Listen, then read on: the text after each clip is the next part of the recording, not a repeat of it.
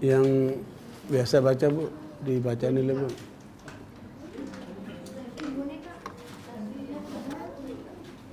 Halaman 263. Ini kasih Ibu. Oh, iya, udah. Perbedaan muhkam dengan mutasyabih. Allah menurunkan Al-Quran kepada hambanya agar ia menjadi pemberi peringatan bagi semesta alam. Dia menggariskan untuk makhluk-makhluknya itu satu akidah yang benar dan prinsip-prinsip ajaran yang lurus dalam ayat-ayat yang jelas dan tegas karakteristiknya. Itu semua merupakan karunia-Nya kepada umat manusia, di mana Dia menetapkan bagi mereka pokok-pokok agama demi menyelamatkan akidah mereka dan menunjukkan jalan lurus yang harus mereka tempuh.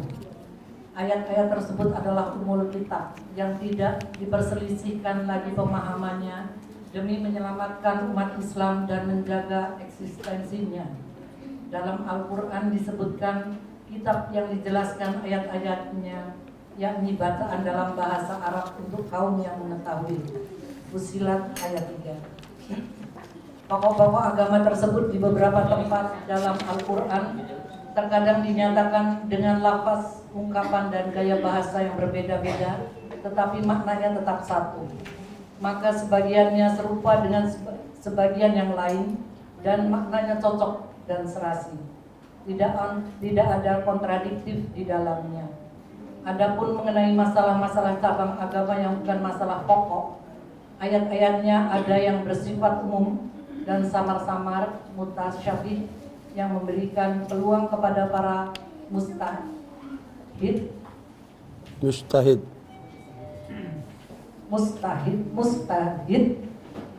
yang ilmunya tetap mujtahid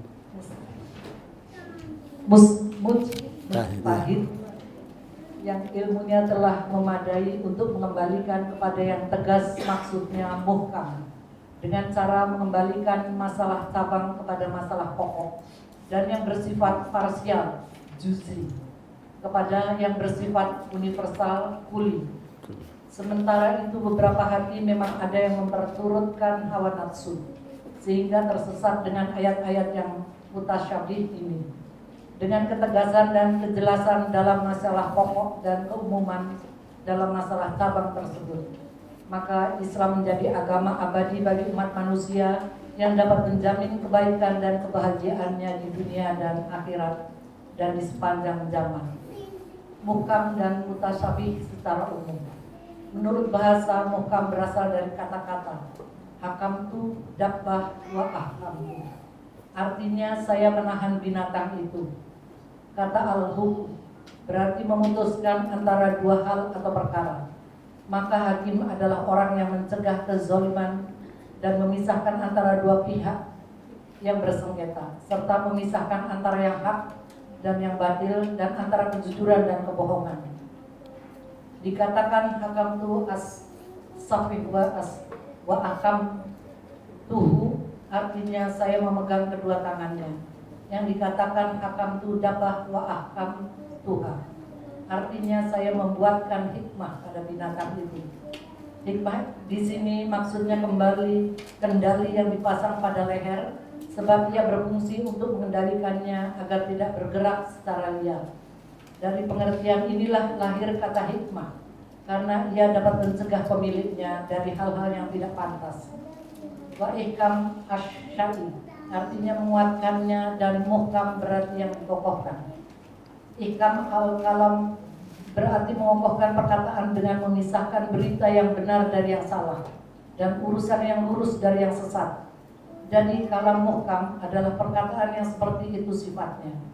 Dengan pengertian itulah Allah menyifati Al-Quran sebagai bahwa seluruhnya adalah muhkam, sebagaimana ditegaskan dalam firman-Nya. Alif Lam Ra, inilah sebuah kitab yang ayat-ayatnya dimuhkamkan, dikokohkan, dan dijelaskan secara rinci, yang diturunkan dari sisi yang maha bijaksana lagi maha tahu. Surat Hud ayat 1. Alif Lam Ra, inilah ayat-ayat Al-Quran yang mengandung hikmah. Surat Yunus ayat 1. Al-Quran itu seluruhnya muhkam, maksudnya yaitu seluruh kata-katanya kokoh, fasih dan membedakan antara yang hak dengan yang batil, serta antara yang benar dengan yang dusta. Inilah yang dimaksud dengan al-ihkam al-am atau makna muhkam secara umum. Mutasyabih secara bahasa berarti tasyabuh, yakni bila satu dari dua hal serupa dengan yang lain. Dan subha ialah keadaan di mana salah satu dari dua hal itu tidak dapat dibedakan dari yang lain karena adanya kemiripan di antara keduanya secara konkret maupun abstrak. Allah Subhanahu wa taala berfirman, dan mereka diberi yang serupa dengannya. Surat Al-Baqarah ayat 25. Maksudnya sebagian buah-buahan surga itu serupa dengan sebagian yang lain karena adanya kemiripan dalam hal warna, tidak dalam ras dan hakikat. Dikatakan pula mutasyabih adalah mutamathil, menyerupai dalam perkataan dan keindahan. Jadi tasyabuh al-kalam adalah keamanan dan kesesuaian perkataan, karena sebagiannya membenarkan sebagian yang lain serta sesuai pula maknanya. Inilah yang dimaksud dengan tasyabuh al-am atau mutasyabih dalam arti umum. Masing-masing muhkam dan mutasyabih dengan pengertian secara mutlak atau umum, sebagaimana di atas ini tidak menafikan atau kontradiksi satu dengan yang lain. Jadi pernyataan Al-Quran itu seluruhnya muhkam adalah dengan pengertian itqan, kokoh, indah, yakni ayat-ayatnya serupa dan sebagiannya membenarkan sebagian yang lain. Hal ini karena kalam yang muhkam dan mutqan, berarti makna-maknanya sesuai sekalipun lafaz-lafaznya berbeda-beda. Jika Al-Quran memerintahkan sesuatu hal, maka ia tidak akan memerintahkan kebalikannya di tempat lain, tetapi ia akan memerintahkannya pula atau yang serupa dengannya. Demikian pula dalam hal larangan dan berita. Tidak ada pertentangan dan perselisihan dalam Al-Quran, firman-Nya. Dan seandainya Al-Quran itu bukan dari sisi Allah, tentulah mereka akan mendapatkan banyak pertentangan satu sama lain di dalamnya. Ya. Surat An-Nisa ayat 82. Ya, cukup. Bismillahirrahmanirrahim. Assalamualaikum warahmatullahi wabarakatuh. Alhamdulillahirabbil alamin. Wassalatu wassalamu ala asyrafil anbiya'i wal mursalin. Nabiyina Muhammadin wa ala alihi wa sahbihi ajma'in. Ya ayyuhalladzina amanu taqullaha haqqa tuqatih wa la tamutunna illa wa antum muslimun. Subhanaka la ilma lana illa ma 'allamtana innaka antal alimul hakim. Allahumma la sahla illa ma ja'altahu sahla wa anta taj'al hazna idza syi'ta sahla. Amma ba'd. Akhwani wa akhwati fiddin rahimani wa rahmakumullah. Hari ini kita akan membahas tentang ilmu tafsir yang terkait dengan muhkam dan mutasyabih. Muhkam berarti sesuatu yang kokoh secara bahasa. Maknanya Al-Quran itu seluruh isi lafaz, kata-kata dan ungkapannya semuanya kokoh, tidak mengandung kelemahan, tidak mengandung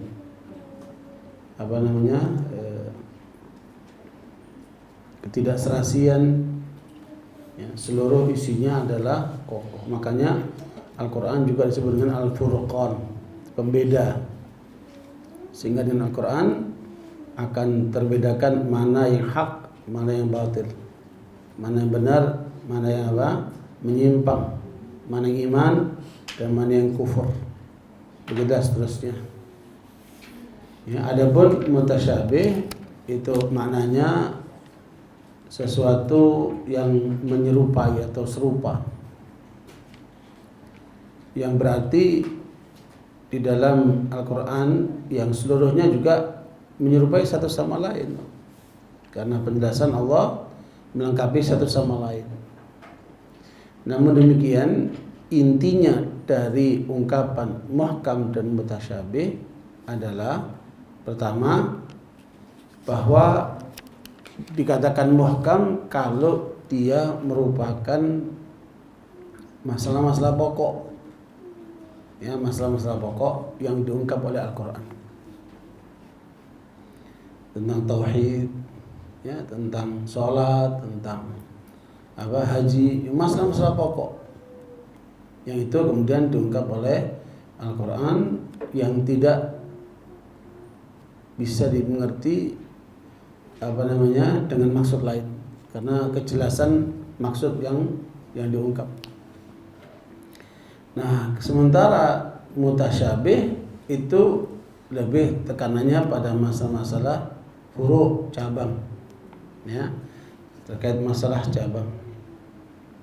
Yang kedua, muhkam pengertiannya sesuatu yang jelas, sementara mutasyabih membutuhkan penjelasan.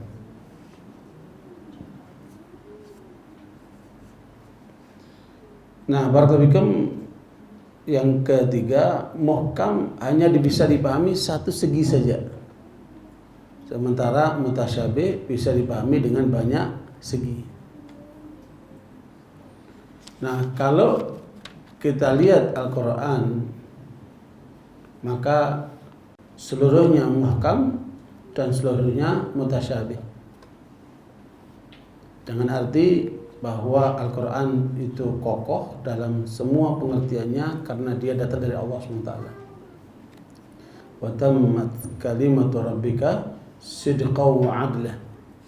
Seluruh kalimat-kalimat Tuhanmu ini, Al-Quran, adalah apa, Bu?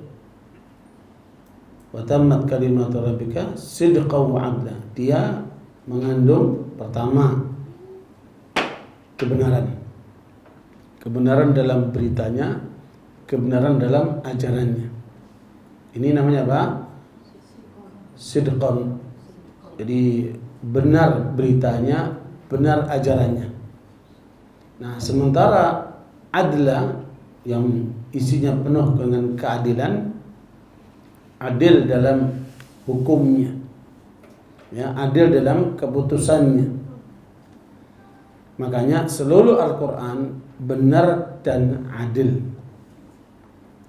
Sementara kalau kita lihat pandangan manusia, banyak nggak benar, juga banyak tidak adil. Begitu pula karangan-karangan orang bisa mengandung benar, bisa mengandung tidak benar. Begitu pula putusan-putusan manusia bisa mengandung adil, bisa mengandung tidak adil. Tapi kalau Al-Quran isinya adalah semuanya benar dan adil. Makanya inilah yang kemudian Allah turunkan kepada manusia, yang Allah sebutkan di dalam surat Hud ayat yang pertama, Alif Lam Ra, kitabun uhkimat ayatuhu thumma fussilat min ladun hakimin khabir. Ya, Alif Lam Ra, inilah Al-Quran yang ayat-ayatnya kokoh, ya, muhkam, yang dijelaskan oleh Allah yang maha bijaksana dan maha mengetahui. Karenanya seluruh Al-Quran muhkam dan seluruh Al-Quran mutasyabih karena memang menyerupai satu sama lain sebagai penguat, penjelas. Makanya ibu-ibu akan banyak menemukan cerita di dalam surat Al-Baqarah tentang apa? Nabi Adam alaihissalam. Nanti diulang lagi tentang Nabi Adam di surat apa? Toha ataupun surat-surat yang lainnya untuk menjelaskan lebih rinci tentang apa yang terjadi dengan peristiwa Adam ketika dia mulai diciptakan sampai dia masuk ke dalam surga, sampai dia diusir oleh Allah dari surga ke muka bumi ini. Ya, begitulah perjalanan setan. Bagaimana mulai dia diciptakan oleh Allah dari api, kemudian diperintahkan untuk sujud kepada Adam, dia menolak, sampai kemudian dia diusir oleh Allah dan minta penangguhan sampai hari kiamat. Itu diterangkan panjang lebar dalam banyak surat supaya menggambarkan kepada kita hakikat yang sebenarnya. Ya. Makanya Al-Qur'an ini mengandung kebenaran mutlak yang tidak ada sedikit pun keraguan dari dua sisi itu. Kemudian untuk lebih mendalami lagi tentang kandungan Al-Qur'an, maka Al-Qur'an ini ada namanya muhkamat, yang maksudnya adalah pokok-pokok ajaran yang Allah sebutkan di dalam Al-Qur'an. Apabila kemudian ada ayat-ayat lain yang masuk kategori mutasyabihat sehingga orang bingung memahaminya, maka harus dikembalikan kepada apa? Yang muhkamat. Contohnya Allah katakan inna nahnu nazzalna dzikra wa inna lahu lahafidun.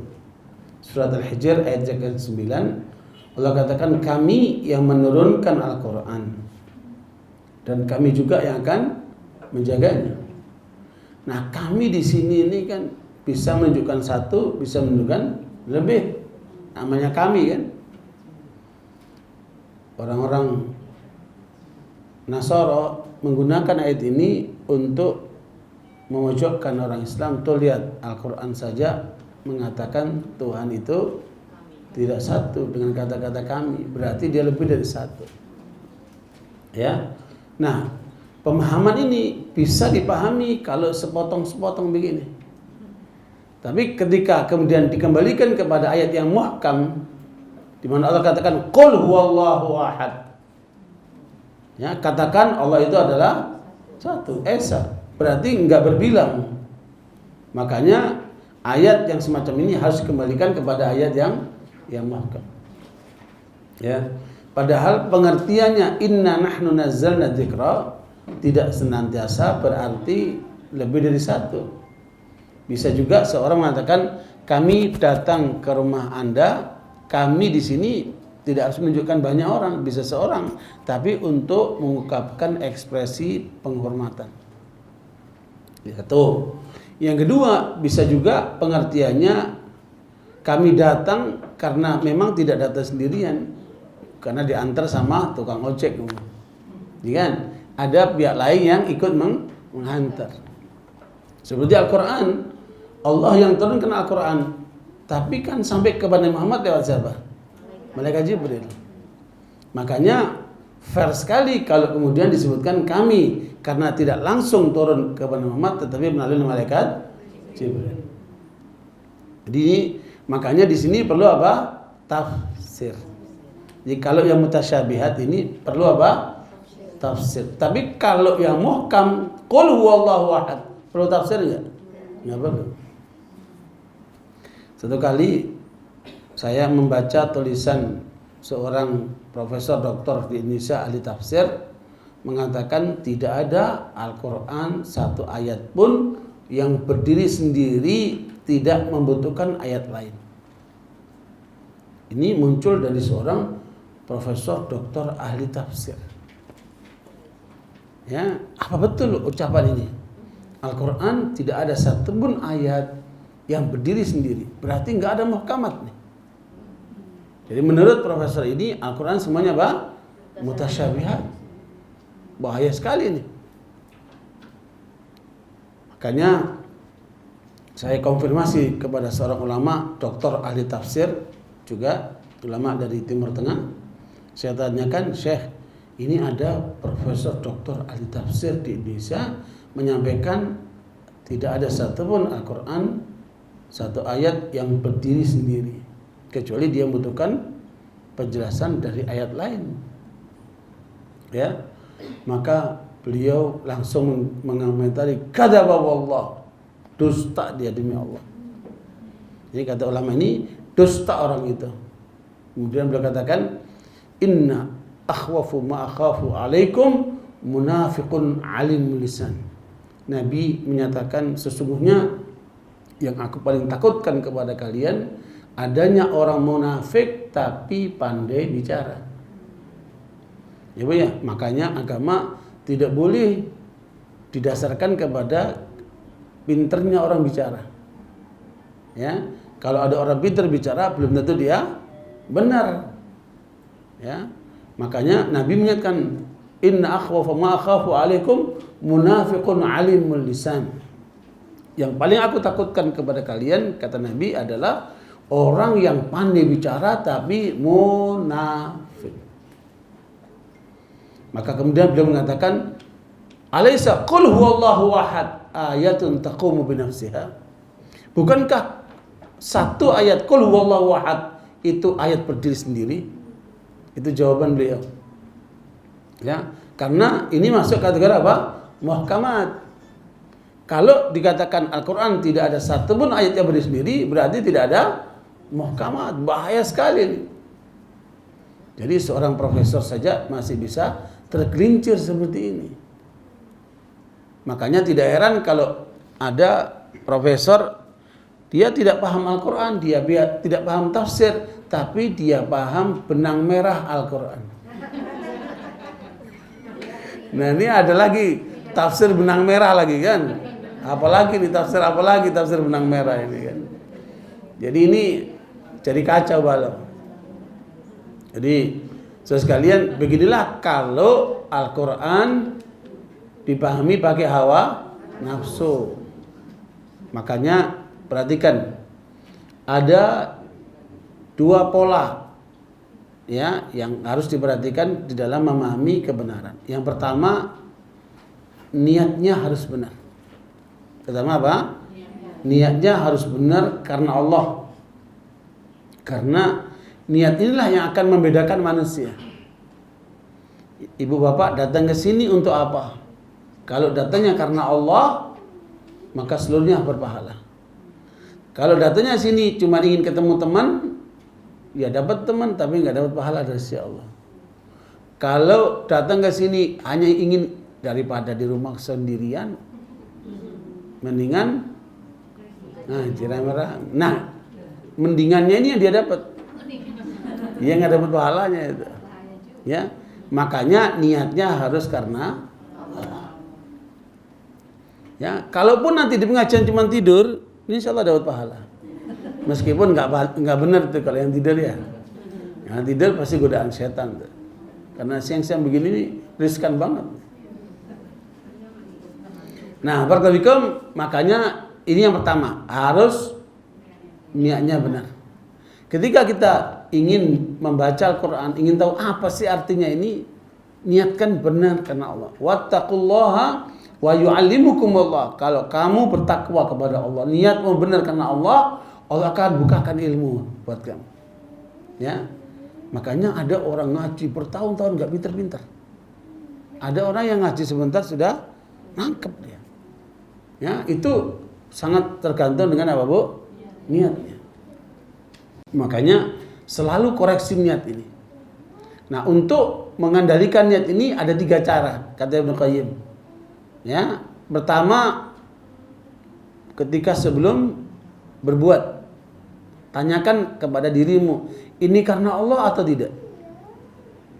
Ketika ibu dilamar oleh seorang laki, ya, ketika itu ibu pertimbangkan. Ya, kalau pertimbangannya dia ganteng, dia kaya, ya, dia apa? Keluarga baik. Nah, itu bukan karena Allah. Harus karena Allah dulu nih. Ya, supaya apa? Bernilai pahala. Kalau enggak nanti ujung-ujungnya apa? Kecewa. Karena enggak ada orang laki yang tidak mengecewakan. Benar enggak, Bu? Ya. Kenapa? Dia manusia, punya kelemahan. Tapi kalau karena Allah, kita bisa menutupi kelemahannya dengan apa? Kesabaran kita. Jelas itu? Ini pertama. Yang kedua, ketika beramal. Ketika sedang beramal, setan akan mempengaruhi kita supaya amal kita melenceng. Supaya niatnya bergeser. Nah, ini harus diluruskan. Ya, kalau ada niat yang mulai bergeser, biar orang tahu kalau aku orang hebat, biar orang tahu kalau aku ini cantik, biar orang tahu kalau begitu. Nah, ini hati-hati nih godaan setan. A'udzubillahi minasyaitonir rajim. Tidak, saya berbuat karena Allah. Luruskan niat. Subhanallah ini. Makanya pekerjaan niat ini tidak gampang. Ya, belum sadar terus menerus. Nah, yang ketiga, setelah beramal, Setelah beramal, lupakan. Selesai. Urusannya sudah di sisi Allah SWT. Mudah-mudahan jadi amal saleh. Selesai. Jangan terus diundat-undat. Orang yang suka mengundat-undat itu tandanya ada masalah dengan imannya. Dengan apa? Dengan niatnya itu. Dulu kan kamu saya bantu begini, dulu kan begini, loh masih diingat-ingat. Ya, makanya kalau beramal selesai lupakan, forget it. Ya, udah lupakan sudah, jangan ingat-ingat. Apalagi sampai diundat-undat, loh nanti bahaya itu, bisa menggugurkan amal soleh. Nah ini pertama ini masalah apa? Niat. Yang kedua harus mengikuti dalil. Ya, harus mengikuti dalil. Apapun kata dalil, sami'na wa ata'na. Wa ma kana lil mu'minin wala mu'minatin idza qadallahu wa rasuluhu amran an yakuna lahumul khiyaratu min amri. Kalau sudah Allah dan Rasulnya memutuskan satu masalah, tidak ada lagi pilih memilih. Ya, saya mau ini, saya mau itu. Ya, nggak ada cerita. Ya, saya sementara kalau belum punya suami nggak mau jilbaban dulu. Nanti kalau udah punya suami, saya mau pakai jilbab. Loh, gimana itu? Kenapa kok nunggu punya suami baru berjilbab? Nah ini hal-hal semacam ini terjadi karena apa? Hawa nafsu. Makanya Bapak sekalian, jangan sampai kita dalam beragama melibatkan hawa nafsu. Nah ini cara atau metode yang benar di dalam kita memahami apa? Al-Qur'an, memahami dalil. Adapun orang yang menyimpang juga dua penyebabnya. Orang yang menyimpang, lihat dari cara dia memahami dalil, memahami Islam, memahami Al-Qur'an, dia akan menggunakan hawa nafsu. Yang pertama, niatnya udah nggak benar. Ya, niatnya udah nggak benar. Itu ngapain itu? Si Ahok kok nyebut-nyebut Al-Maidah 51? Apa hubungannya dengan Al-Maidah dia? Ya kan? Berarti niatnya sudah nggak benar itu. Kok masih dipermasalahkan? Oh dia nggak niat untuk memojokkan Al-Quran, menulis Al-Quran. Dari mana ceritanya? Dia nggak punya niat. Kalau nggak punya niat ngapain disebut? Ya kan? Sebenarnya sederhana sekali. Cuman sebenarnya mereka ini cari jalan supaya Ahok bebas. Ya akhirnya cari saksi ahli lah, saksi inilah, macam-macam itu. Sederhana sekali. Ya, saya mau tanya sama ibu. Ibu punya kebun. Punya kebun sendiri. Sebelah ibu kebunnya orang. Ya. Ketika ibu nyebrang ke kebunnya orang, terus sama orang itu diteriakin maling. Kira-kira salah nggak orang yang teriakin ibu? Kenapa? Karena ibu masuk kebunnya dia. Iya kan? Oh saya nggak niat. Masuk kebun nggak niat. Lah kamu di situ gimana nggak niat? Jadi sebenarnya mudah sekali untuk apa? Melihat niat orang itu. Jadi ini semua permainan kata-kata saja. Ya Bu. Karena dan tidak karena. Lucu. Ya. Jadi sebenarnya ini sudah masuk kategori sudah niatnya nggak benar. Ya Bu. Apalagi dia ingin yang kedua membatalkan makna Al-Maidah 51 supaya dia dipilih. Ya, kalau umat Islam pakai Al-Maidah 51 nggak milih dia. Makanya Al-Maidah 51 ditolak sama dia. Dianggap itu sebagai alat untuk membohongi rakyat saja. Nah, ini lebih parah lagi nih. Karena tuduhannya kepada Al-Quran. Ya, yang pertama niat dia nggak benar, yang kedua udah menjadikan Al-Quran sebagai apa Bu? Bahan tuduhan. Jadi parah sekali itu. Yang pertama kalau orang nggak benar, dari mana kita tahu? Dari niatnya. Niat itu dalam ketentuan hukum itu akan diketahui dari ekspresi lisan dan perbuatannya. Kalau di dalam hati siapa tahu Bu ya? Iya, saya nggak tahu Bu. Niat ibu kesini ngapain? Nggak tahu saya apa yang di hati ibu. Ya Bu. Tapi karena ibu datang ke sini, berarti saya tahu niat ibu ingin ngaji. Iya Bu. Kalau ibu datangnya ke bawah, berarti niat ibu ingin bekam tuh. Ya kan? Ingin berobat itu kan. Tapi kalau sini niatnya untuk apa? Untuk belajar. Di sini nggak ada bekam, nggak ada Tibun Nabawi, nggak ada apa sini. Ya. Nah, barakallahu makanya niat itu diketahui dari apa? Lisan dan perbuatan. Makanya kalau melihat orang dalam memandang agama itu sebenarnya mudah. Ini orang niatnya benar atau tidak dari ekspresi ucapan dan perbuatannya. Kemudian yang kedua, jadi cara orang nggak benar, niatnya nggak benar. Makanya ibu sekalian, semua kebejatan, semua kerusakan, semua penyimpangan berawal dari mana? Niat nggak benar. Ya, niat nggak benar. Itu seluruh ahli kriminologi sepakat itu. Semua keburukan, semua kejahatan diawali dari niat yang nggak benar. Ya, niat itu letaknya di mana ibu? Di kalbu. Makanya perhatikan, jangan sampai kalbu ini lari ke selain Allah. Ketika kalbu seorang lari kepada selain Allah, disitulah akan masuk setan untuk mendorong dia membuat kejahatan-kejahatan atau perilaku menyimpang. Makanya Allah katakan, ala bidzikrillahi tatmainnul qulub. Ya, bikin kalbumu itu lurus, tentram, nyaman kalau kalbumu terhubung sama Allah. Ya Bu, dzikir di sini saya waktu itu sudah sampaikan ada 7 macam Bu ya. Yang tidak hanya kaitan dengan dzikir ucapan, tapi sampai dzikir perbuatan, sampai dzikir penyerahan diri kepada Allah SWT. Saya tidak ulang lagi, saya sudah mengingatkan, jaga kalbumu ini karena disinilah penentuan seseorang manusia. Makanya kita mengatakan ya muqallibal qulub tsabbit qalbi ala dini. Subhanallah. Makanya jangan lupa itu untuk berdoa kepada Allah supaya kalbu ini terjaga. Nah, ini yang pertama. Jadi sebabnya manusia itu rusak. Kenapa? Niatnya nggak benar. Nanti kita lihat ayatnya. Nah, yang kedua, pikirannya ngaco. Udah niatnya nggak benar. Yang kedua apa? Pikirannya ngaco. Dari mana kita tahu ngaco, Ibu? Jadi dia mencari kesimpulan dulu, baru cari pembenaran. Kalau yang pertama caranya adalah melihat dalil, memahami dalil apa adanya.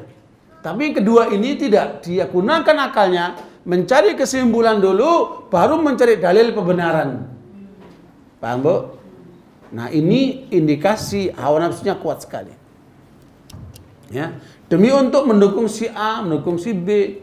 Ya, untuk meraih ini meraih itu dia pakai ayat untuk pembenarannya. Ya. Nah, barakallahu bayangkan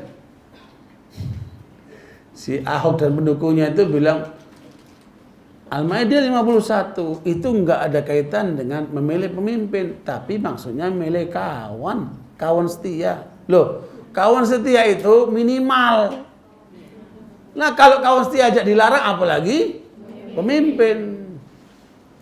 Saya mau tanya sama ibu-ibu, ini khusus ibu-ibu. Ibu-ibu muslimah, mau nggak dipimpin sama laki kafir? Tuh, orang kafir datang ke ibu, mau nikahin ibu. Ya Bu? Dia ganteng, dia gagah, dia kaya, dia terhormat, tapi kafir. Dia ingin mimpin ibu, mau nikahin ibu. Boleh nggak? Haram. Untuk mimpin satu perempuan saja dilarang, apalagi mimpin umat banyak begini. Lebih terlarang lagi pasti kan. Jadi sebenarnya sederhana sekali. Cuman karena hawa nafsu. Profesor dukung, ya si Nusron itu ikut dukung, apalagi yang lainnya seperti itu ya. Jadi ini semua kenapa hawa nafsu. Makanya di dalam memahami kebenaran tidak boleh menyertakan hawa nafsu. Pertanyaannya, hawa nafsu itu sebabnya apa Ibu? Kenapa orang kok menunggangi hawa nafsu? Ya Bu? Kenapa orang mengikuti hawa nafsu Ibu? Apa? Hubud dunia. Ya, mungkin. Ya Bu? Tapi dunia itu di luar diri dia Ibu. Ini yang ada menempel di dalam diri orang itu. Jadi cinta dunia tergantung hatinya dengan pihak sesuatu yang lain kan. Ini ada penyebab dari diri orang itu. Apa Ibu? Dua yang mendorong orang itu sehingga dia mengikuti hawa nafsu. Yang pertama apa, Ibu? Hah? Bukan. Mengikuti emosi. Ikuti apa? Emosi. Kecenderungan dia ke sesuatu yang lain. Emosi dia didorong, diikuti, akibatnya dia tidak objektif. Ya. Makanya, Bu, mengendalikan emosi adalah salah satu jalan keselamatan. Ya. Makanya ahli surga itu diantara sifatnya apa, Ibu? Wal kadhiminal ghaidha. Mereka yang mampu menahan emosi. Emosi maksudnya apa? Marah-marah, suka marah-marah. Ya, makanya ibu-ibu kalau ingin umur panjang jangan suka marah-marah. Karena orang yang suka marah-marah itu akan mudah kena stroke. Ya, Bu. Mudah kena apa? Penyakit dia. Karena itu ibu sekalian, hadapi semua masalah dengan apa? Tidak menyertakan emosi. Saya mau tanya sama ibu-ibu dulu nih. Ibu-ibu ini lebih kuat emosinya atau akalnya? Emosinya. Kenapa? Ya, tapi menurut syariat, ibu-ibu diajarkan kalahkan emosimu dengan akal. Makanya lihat, perempuan ketika menggunakan akalnya untuk mengendalikan emosinya pasti hebat dia. Itu perempuan hebat tuh. Di Al-Quran tentang Asia, tentang Maryam, ya Bu ya? Tentang sahabat-sahabat wanita, sahabat-sahabat Nabi, istri Nabi. Itu kalau mereka menggunakan akalnya, mengalahkan emosinya, jadilah dia wanita hebat. Nah, itu rahasia itu. Ibu harus pegangi betul itu.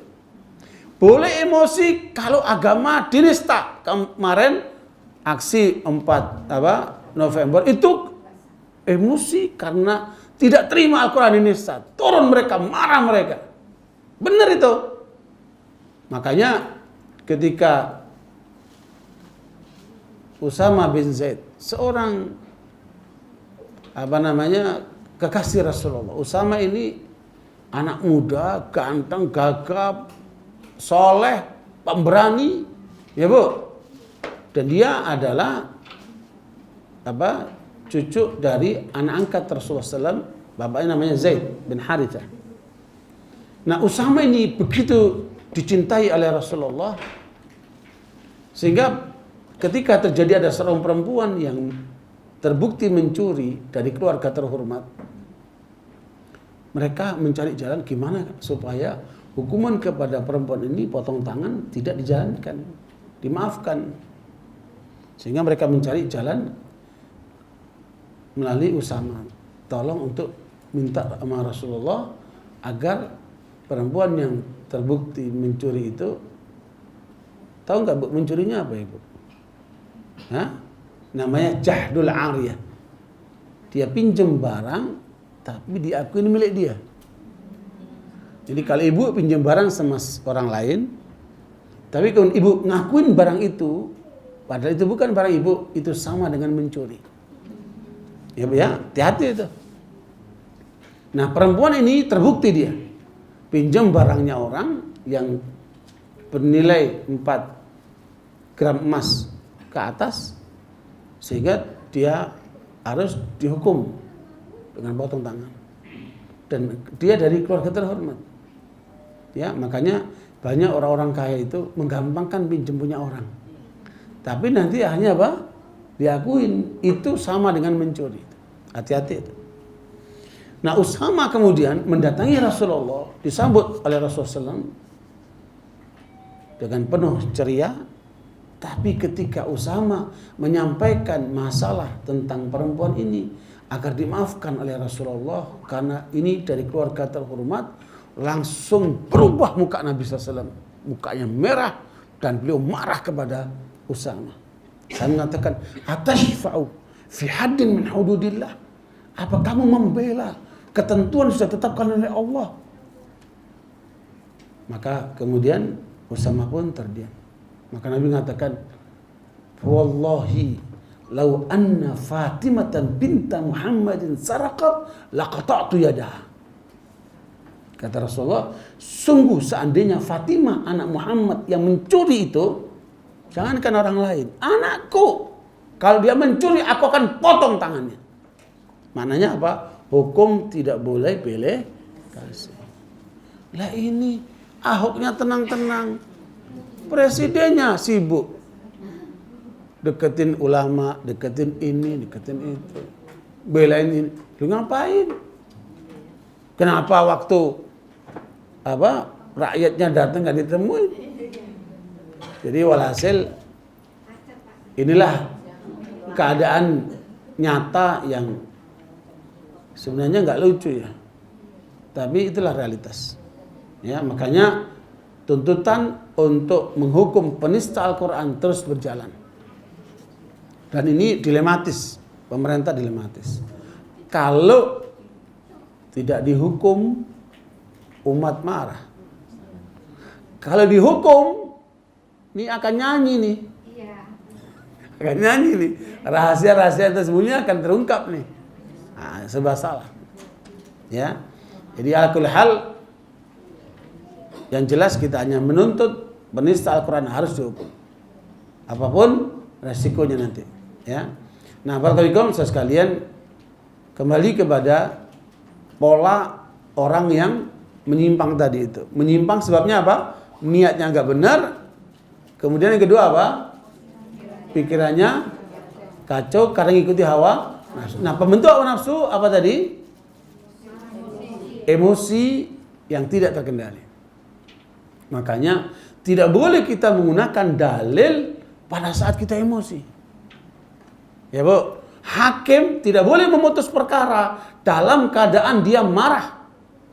Seorang suami tidak sah menceraikan istrinya dalam keadaan dia marah. Saya cerai kamu. Lagi marah itu mengatakan saya cerai kamu. Udah nggak usah dihitung.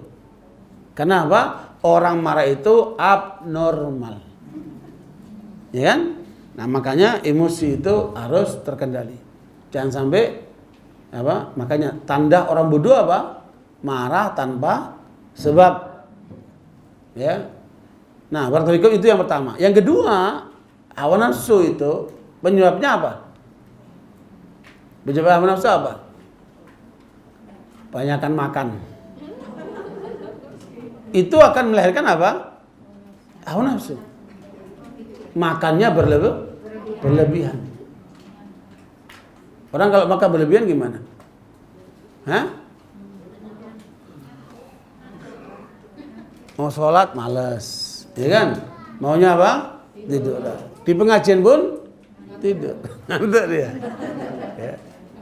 Nah, jangan-jangan kekenyangan tuh. Ya, makanya Nabi mengatakan fa in kana la budda, kalau harus makan fa thuluthun lit-ta'am wa thuluthun lisyarab wa thuluthun lit-tanaffus. Nabi mengajarkan supaya kamu sehat. Makan itu porsinya sepertiga buat makan, sepertiga buat minum, sepertiga buat bernafas. Tapi kalau orang makan dipenuhin semuanya, napasnya pun susah. Ini bahaya. Ya Bu, makanya Nabi Muhammad itu jarang sakit. Kapan beliau sakit? Di akhir masanya, masa tuanya saja. Nabi itu hampir nggak pernah sakit. Kenapa? Pola makannya benar. Kebanyakan orang sakit kenapa? Pola makannya nggak benar. Terutama yang suka ngemil-ngemil itu, ngemil. Kosong ngemil. Nah ini nih. Makanya Imam Ghazali rahimahullah dalam kitab Ihya Ulumuddin mengingatkan, perhatikan kalau kamu makan, jadikan makananmu itu obat, bukan jadi apa? Penyakit. Gimana caranya itu? Jadi makanan itu bisa jadi obat, luar biasa. Tahu makan apa jadi obat? Makan kurma, susu kambing, itu jadi obat. Ya. Susu onta itu jadi obat. Nah, barakallahu ini tadi apa? Faktor apa? Hawa nafsu, pembentuknya apa? Makan berlebihan. Atau makan haram. Orang yang makan dari yang haram, timbulnya apa? Hawa nafsunya liar ya. Ya. Dan itu akibatnya apa? Melahirkan perilaku menyimpang. Makanya kalau ada anak kita yang nakal, nggak benar, atau kawan kita yang nggak benar, koreksi. Jangan-jangan ini ada makanan yang haram yang masuk ke dalam tubuhnya. Jadi makanan ini pengaruh, Bapak sekalian.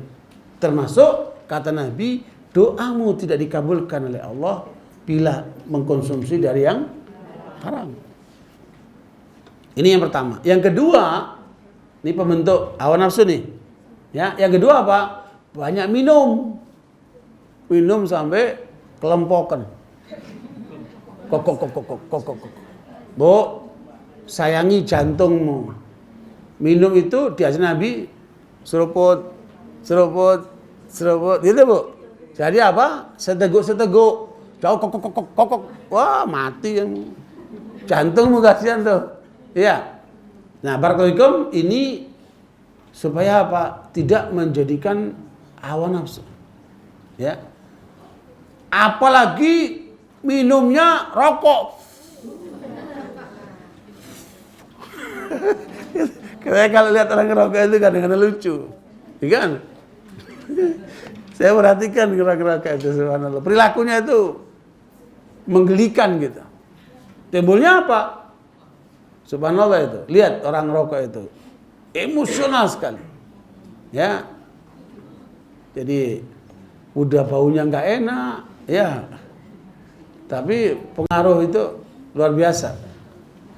Makanya kita sarankan bapak-bapak, ya hindari rokok itu. Nggak ada manfaatnya sedikit pun.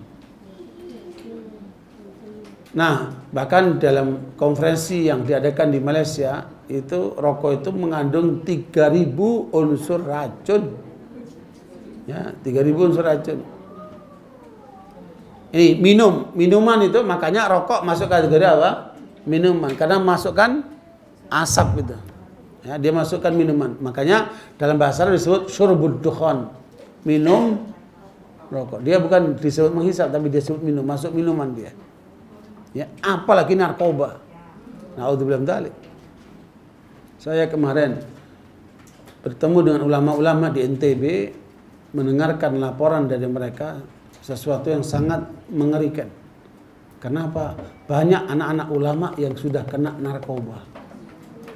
Ya, saya pun menyaksikan ada anaknya seorang penceramah yang kena narkoba. Ya. Makanya ini menjadi peringatan buat kita semua. Jangan sampai anak-anak kita bersentuhan dengan narkoba. Kenapa? Bahayanya itu mengerikan. Menurut para ahli kesehatan, seorang kalau sudah sekali saja mengkonsumsi narkoba, maka seumur hidupnya itu nggak akan hilang dari darahnya itu. Dia akan bisa ketarik lagi. Jadi ada kecanduan. Ya, makanya jangan coba-coba.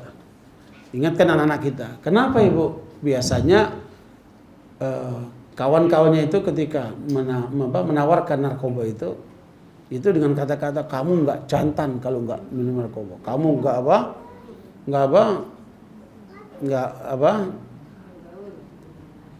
iya, bukan orang hebat lah kalau kamu nggak ini. Kadang-kadang gitulah bahasanya. Bahasa anak muda lah. Saya udah tua sih masalahnya. Bahasa muda itu suka begitu. Jadi memunculkan gengsi, sehingga orang kalau enggak dia akan merasa gengsi. Bahkan sekarang narkoba jenisnya sudah sengaja untuk ngerusak anak-anak SD, dijualin permen narkoba, pulpen narkoba. Makanya diingatkan jangan sampai muda anak-anak itu belanja di jalan-jalan itu, ya, karena ada unsur kesengajaan ditemukan dalam kehidupan anak-anak SD, ya. Suatu kali ada seorang guru menyerahkan ke saya 19 pulpen narkoba. Gimana ceritanya Pak? Jadi begini Pak Ustadz, anak-anak kita waktu istirahat belilah pulpen di depan sekolahan, kemudian dipakailah pulpen itu di kelas. Tahu-tahu 19 anak itu teler.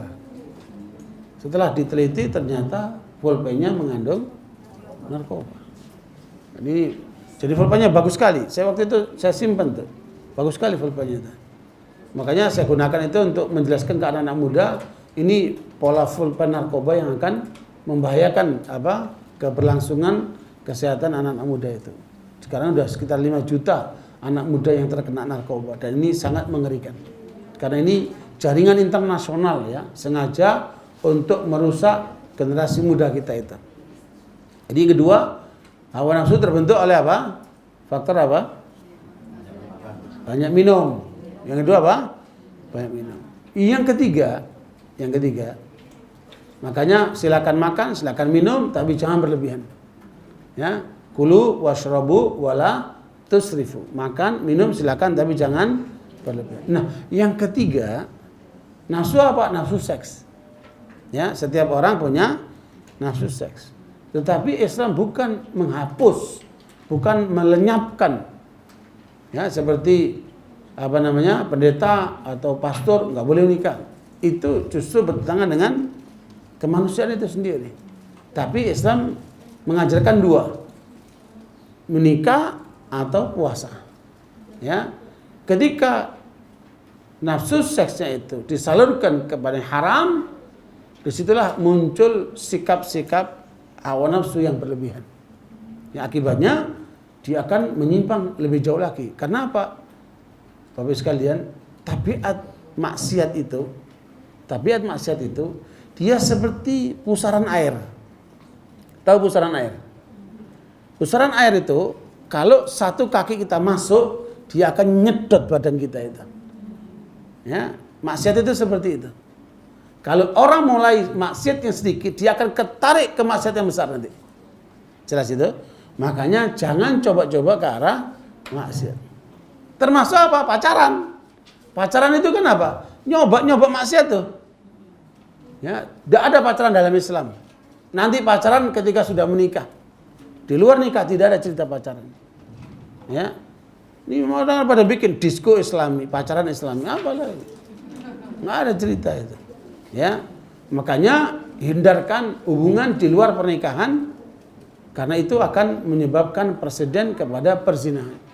Udah terlalu banyak di kampung-kampung anak-anak muda menikah setelah hamil. Kenapa? Tadi itu hubungan bebas, free sex itu. Nah, di dalam dunia psikologi itu diajarkan teori Sigmund Freud bahwa kebutuhan dasar manusia itu apa? Apa, Bu? Kebutuhan dasar manusia itu apa? Agama. Ya, kebutuhan dasar manusia itu apa? Agama. Maka dia butuh Allah, dia butuh agama. Nah, sebelum dia butuh makan, butuh minum, dia butuh hidup, butuh perlindungan, butuh apalah, pakaian, dia butuh agama dulu nomor satu itu. Karena itu apa? Supply kalbu. Nah, sementara kebutuhan makan, minum, pakaian hanya untuk supply jasmani saja. Justru rohani itu yang paling penting. Orang lebih banyak kepada kebutuhan apa? Jasmaninya, mengabaikan kebutuhan rohaninya. Nah, Sigmund Freud itu mengatakan bahwa kebutuhan dasar manusia pertama itu adalah seks. Dan inilah yang kemudian diikuti oleh negara-negara barat. Eropa, Amerika, Australia, mereka menggunakan pola free sex. Ya. Apa yang terjadi? Kekacauan keturunan di antara mereka. Di Amerika itu 50% anak-anak lahir nggak jelas siapa bapaknya. Karena hubungan bebas.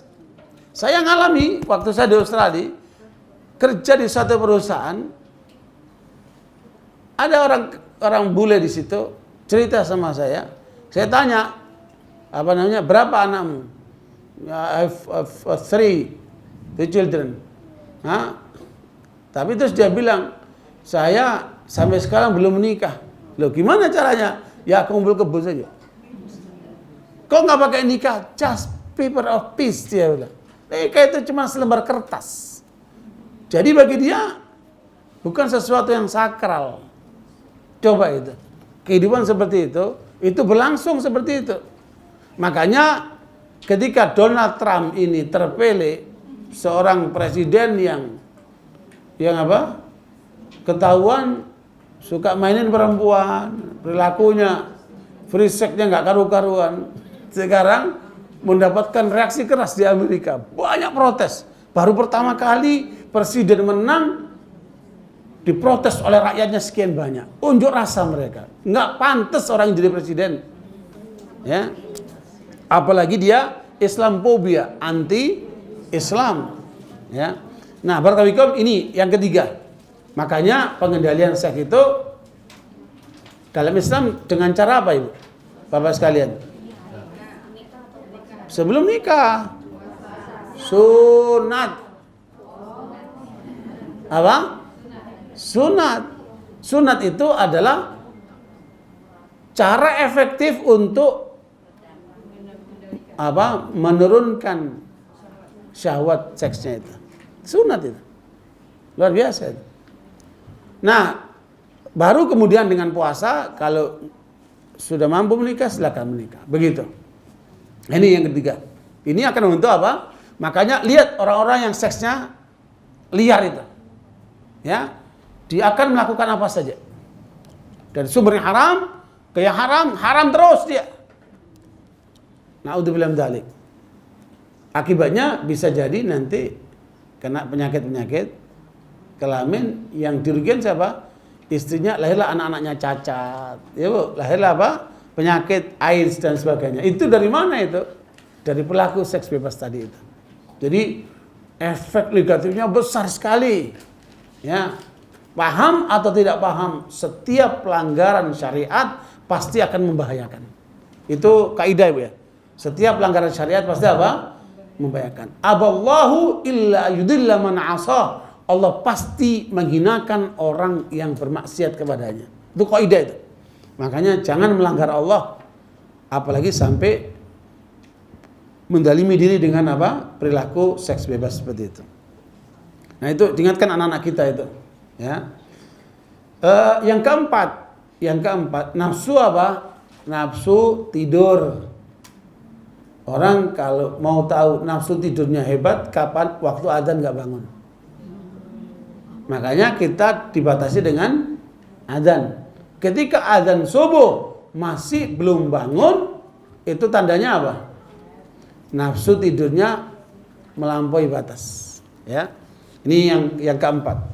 Nah, yang kelima, nafsu ngomong. Tadi itu alimul lisan, ngomong tapi tidak punya dasar dalil maupun ketentuannya. Ya. Oke, jadi ini pembentuk daripada apa, Bu? Hawa nafsu yang mengakibatkan orang menggunakan pola apa? Memahami dalilnya itu pakai syahwat. Jadi sebenarnya ini masih terkait dengan masalah mutasyabihat. Nah, mari kita lihat ayatnya. Ayatnya adalah surat Al-Imran ayat yang ke-7, ya. A'udzubillahi minasyaitonir rajim.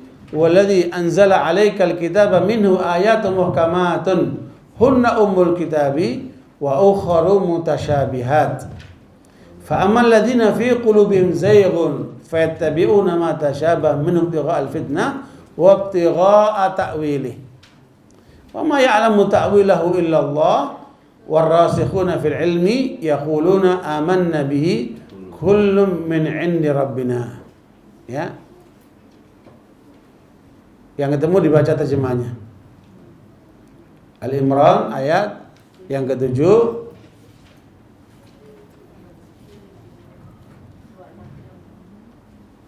Dialah yang menurunkan Alkitab, Al-Quran kepada kamu.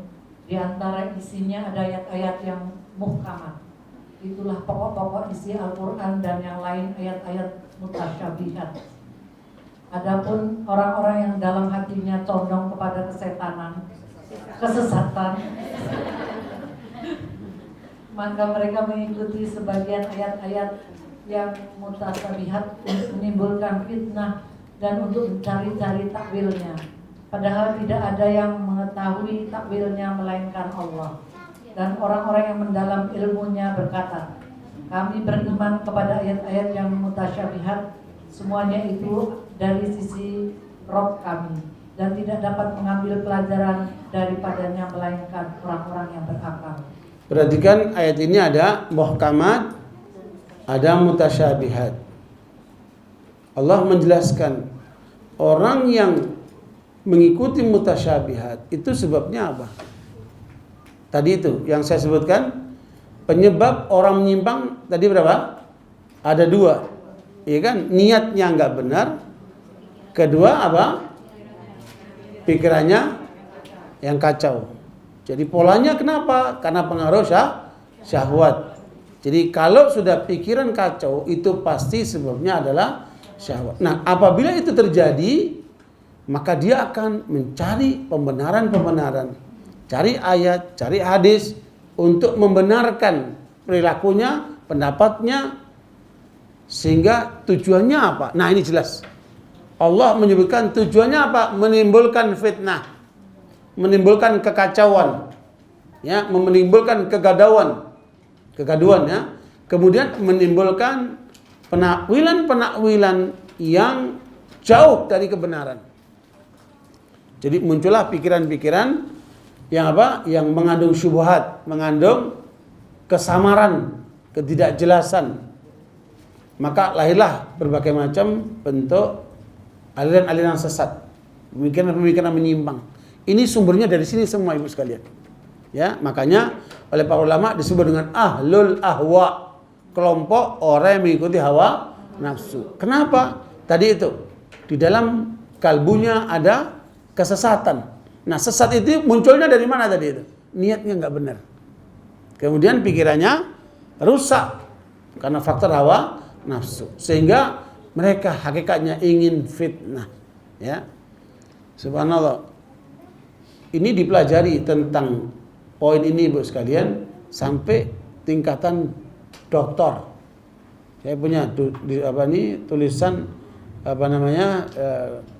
untuk memperoleh seorang ijazah kedudukan profesor. Dia tulis tentang dirasat fil ahwa, ya, kajian-kajian tentang pengaruh hawa nafsu di dalam memahami agama, oleh Dr. Nasir Al-Aql. Itu mengungkapkan bagaimana mereka memasuki lorong-lorong kesesatan itu melalui hawa nafsu, ya, dan itu melahirkan, kata Nabi berapa? 72 aliran sesat. Iftaraqatil yahudu ala 71 firqah wa iftaraqatil nasara ala 72 firqah wa sataftariqu hadhihi al-ummah ala 73 firqah kulluha fin nar illa wahidah.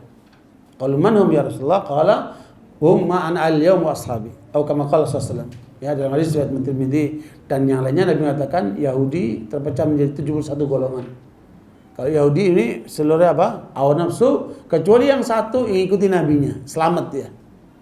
Nasara terpecah menjadi 72 golongan, semua di neraka kecuali satu yang ikuti nabinya. Nah, umat Islam kata Nabi akan berpecah lebih dari mereka, 73 golongan. 72 di neraka, satu yang selamat yang ikuti nabinya. Makanya Rasulullah ditanya, siapa yang selamat itu? Mereka yang mengikuti ajaranku dan sahabat-sahabatku. Ya.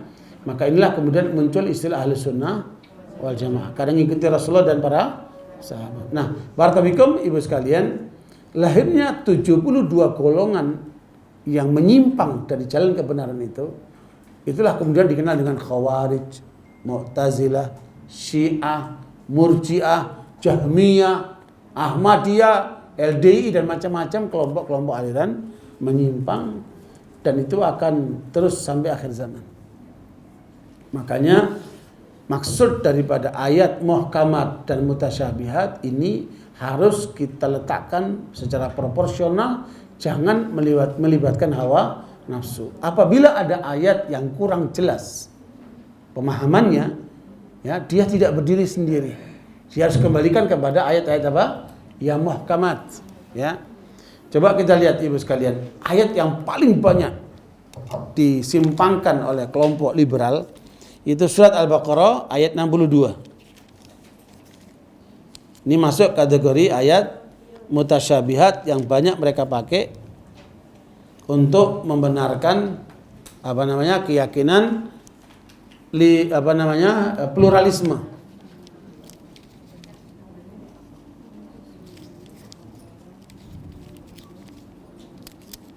Innalladzina amanu walladzina hadu wan nasara was-sabiina man amana billahi wal yawmil akhir wa amila salihan falahum ajruhum 'inda rabbihim wala khaufun 'alaihim wala hum yahzanun. Coba dibaca terjemahnya. Ini ayat yang paling banyak dijadikan alasan untuk pluralisme, untuk mengatakan semua agama sama, semua agama bakal masuk surga. Jadi mereka hanya mengambil satu potong ayat saja.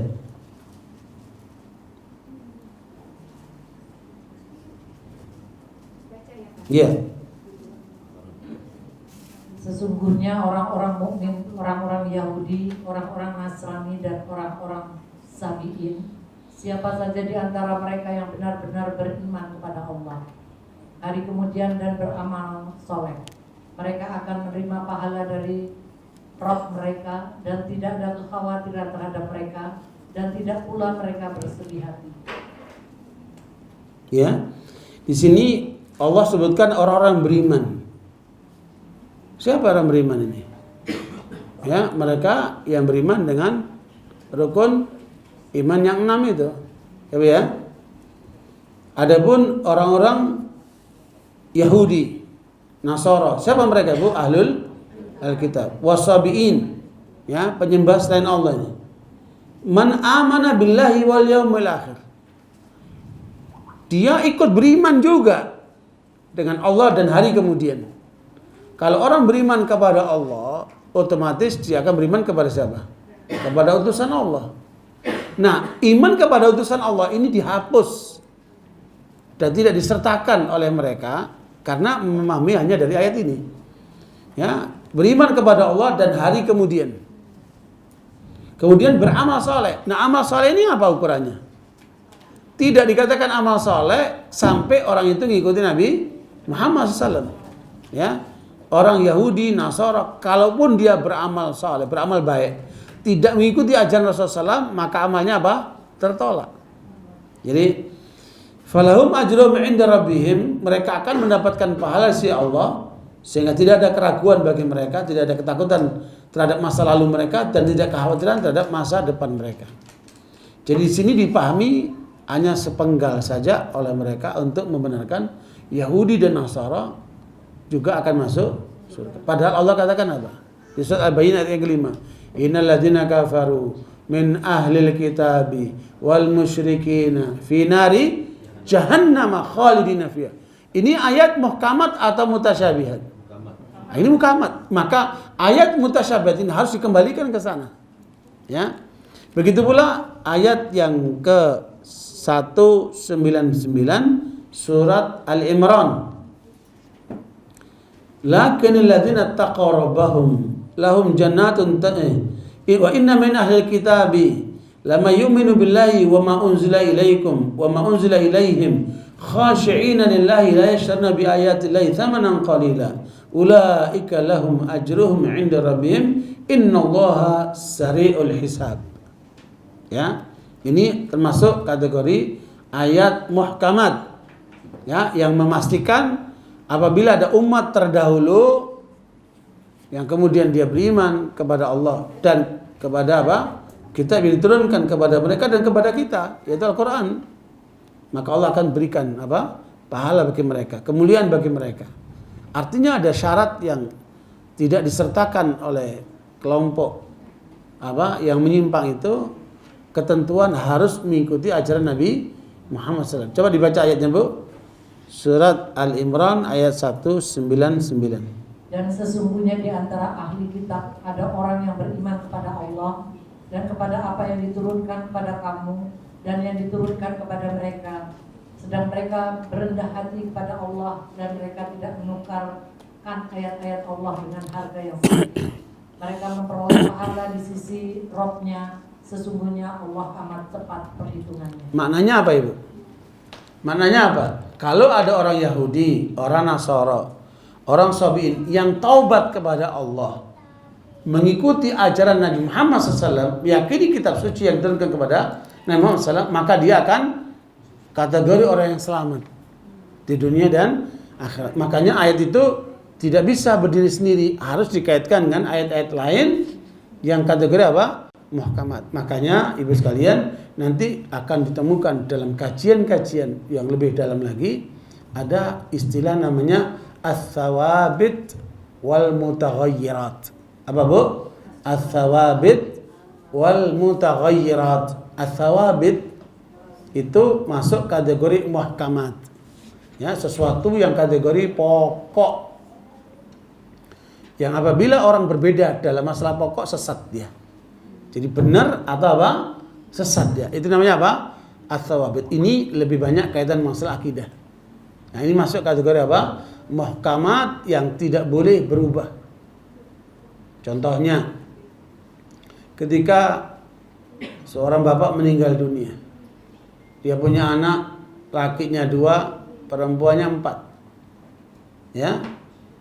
Ketentuan hukum warisnya bagaimana? Laki dapat 2 bagian, perempuan dapat 1 bagian. Ini ketentuan dari Al-Quran. Walid zakari mithlu hadil unthayin. Hak seorang laki dapat 2 kali dari seorang perempuan. Kategori apa ini, Bu? Sawabit. Satu muhkamat. Tidak boleh berubah dengan keadaan apapun. Terus analisanya bagaimana? Kenapa harus dibedakan laki dan perempuan? Ya, karena laki itu dia harus bertanggung jawab kalau umpamanya bapaknya meninggal.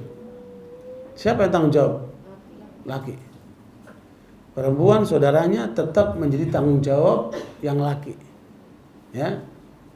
Uang yang dimiliki atau harta yang dimiliki oleh perempuan, kalaupun dia bersuami, maka tetap itu milik si perempuan, bukan milik suaminya. Ya, tapi harta suami milik bersama. Ya. Jadi intinya seorang perempuan tidak pernah dituntut untuk menafkahi. Ya Bu, yang dituntut menafkahi siapa? Laki. Ya. Nah, karena itu Bapak Ibu sekalian, penting untuk diketahui bahwa ada seorang profesor mencoba untuk merubah tatanan itu dengan alasan reaktualisasi, dengan alasan modernisasi, dengan alasan apalah namanya itu. Ini bentuk apa? Penyimpangan. Kenapa? Dia masuk dalam wilayah as-sawabit. Apa itu? Ketetapan-ketetapan yang masuk kategori muhkamat. Ya, sesuatu yang aksiomatik, dalam bahasa ilmiah disebut apa? Aksiomatik, yang tidak bisa berubah lagi. Ya, tidak bisa berubah lagi. Oke. Ibu-ibu sholat sehari 5 waktu. Bisa dirubah enggak? Jadi 3 waktu. Seperti Syiah itu. Ya. Kita ikuti ketentuan Rasulullah SAW. Masuk kategori apa? Sawabit. Ya, kalau ada orang merubah 3 boleh kalau dia musafir. Kalau dia bukan musafir tidak boleh merubah jadi 3 seperti itu. Ya. Merubah itu berarti apa? Menyimpang. Berarti apa? Sesat. Yang masuk kategori apa? As-sawabit. Ibu-ibu karena merasa ini budaya Indonesia, jilbab diganti dengan kerudung. Ya, sehingga terlihatlah bagian daripada rambutnya. Terlihatlah sebagian daripada lehernya. Nah, dengan alasan ini khas jilbab Indonesia. Boleh nggak itu? Nggak boleh, karena seluruh perempuan itu aurat kecuali muka dan tangannya. Berarti itu menyalahi ketentuan syariat. Kategori apa itu? Sawabit. Ya, makanya sawabit tidak boleh dirubah kecuali itu ada penyimpangan. Nah, itulah ibu sekalian kategori namanya apa? Sawabit. Yang kedua apa tadi? Mutaghayyirat. Mutaghayyirat ini masuk kategori hal-hal yang bisa berubah. Hal-hal yang bisa berubah. Demonstrasi. Di Saudi tidak boleh, di sini boleh. Ya Bu, nggak masalah. Bagian di Saudi jalankan untuk di Saudi sana, bagian sini jalankan di sini, nggak masalah. Ya, perbedaan pendapat, masalah hukum demonstrasi tidak boleh kemudian kamu sesat, kamu tidak ngikutin sunnah. Sunnah itu anti demonstrasi. Di mana sunnah anti demonstrasi? Mana sunnahnya? Oh, di masa Nabi nggak ada demokrasi. Ya, kok dibilang apa? Tidak ngikutin sunnah. Nah ini apa Bu? Ngaco. Ya, jadi berlebihan. Ya, makanya hukum demonstrasi itu dalam wilayah ijtihad. Ijtihad berarti apa? Tidak boleh saling salah menyalahkan. Yang meyakini nggak demonstrasi silakan, nggak usah nyalakan yang demonstrasi. Ya. Apalagi masalah penista Al-Quran itu nggak ada kaitan demonstrasinya. Ini kaitan tuntutan kepada penista Al-Quran. Kok yang dibicarakan demonstrasinya? Lucu itu. Nggak nyambung. Ya, nggak nyambung. Gagal paham. Ya, gagal paham. Ya udah nggak usah pakai nama demonstrasi. Aksi. Nah, nggak pakai demonstrasi. Namanya apa? Aksi. Ya. Jadi makanya Bapak sekalian, ini banyak jamaah pengajian tidak tahu ini. Mana muhkamat, mana mutasyabihat, mana thawabit, mana mutaghayyirat. Kalau sudah masalah mutaghayyirat, berarti di situ ada wilayah ijtihad. Wilayah beda pendapat. Jangan kemudian jadi permusuhan. Oh, itu kelompok demonstrasi tuh. Haram tuh, bukan sunnah tuh. Astagfirullahaladzim. Ya, ini orang tidak paham masalah hukum. Ya, karenanya jangan sampai beda pendapat akhirnya jadi permusuhan. Saya mau tanya, yang pro demonstrasi, yang anti demonstrasi, sama-sama muslim bukan? Saudara bukan? Ya sudah, sama-sama saudara, jangan musuhan. Nah, yang terjadi banyak kan karena tadi apa? Emosi yang berlebihan tadi. Ya, emosi yang berlebihan akhirnya apa? Bersikap zalim kepada saudaranya. Ya, makanya pandanglah sesuatu dengan pandangan ilmu, jangan pandangan hawa nafsu. Demonstrasi nggak ada di masa Rasulullah. Ya, itu hanyalah satu pola dari pola demokrasi yang memberikan fasilitas untuk demonstrasi itu. Dia hanya alat saja, bukan sesuatu yang pokok seperti itu. Kalau kita disuruh milih mana, Islam atau demokrasi? Milih Islam lah. Milih Islam lah. Kita mau Islam. Demokrasi itu jahiliyah. Ya, kita mau Islam. Dan kita capek dengan demokrasi ini. Ya, dengan demokrasi kita itu, kekayaan kita dikuasai masing-masing. Ya. 80% aset nasional sudah di tangan non-muslim. Kita yang merdekakan Indonesia cuma dapat berapa? Kenapa ini? Inilah dari buah demokrasi. Sekarang orang yang ingin jadi pejabat, mau bupati, mau wali kota, mau gubernur, mau RI 1, kalau nggak punya fulus nggak akan jadi. Kalau nggak nonjolkan diri nggak akan jadi. Urusannya ujung-ujungnya apa? Fulus transaksional.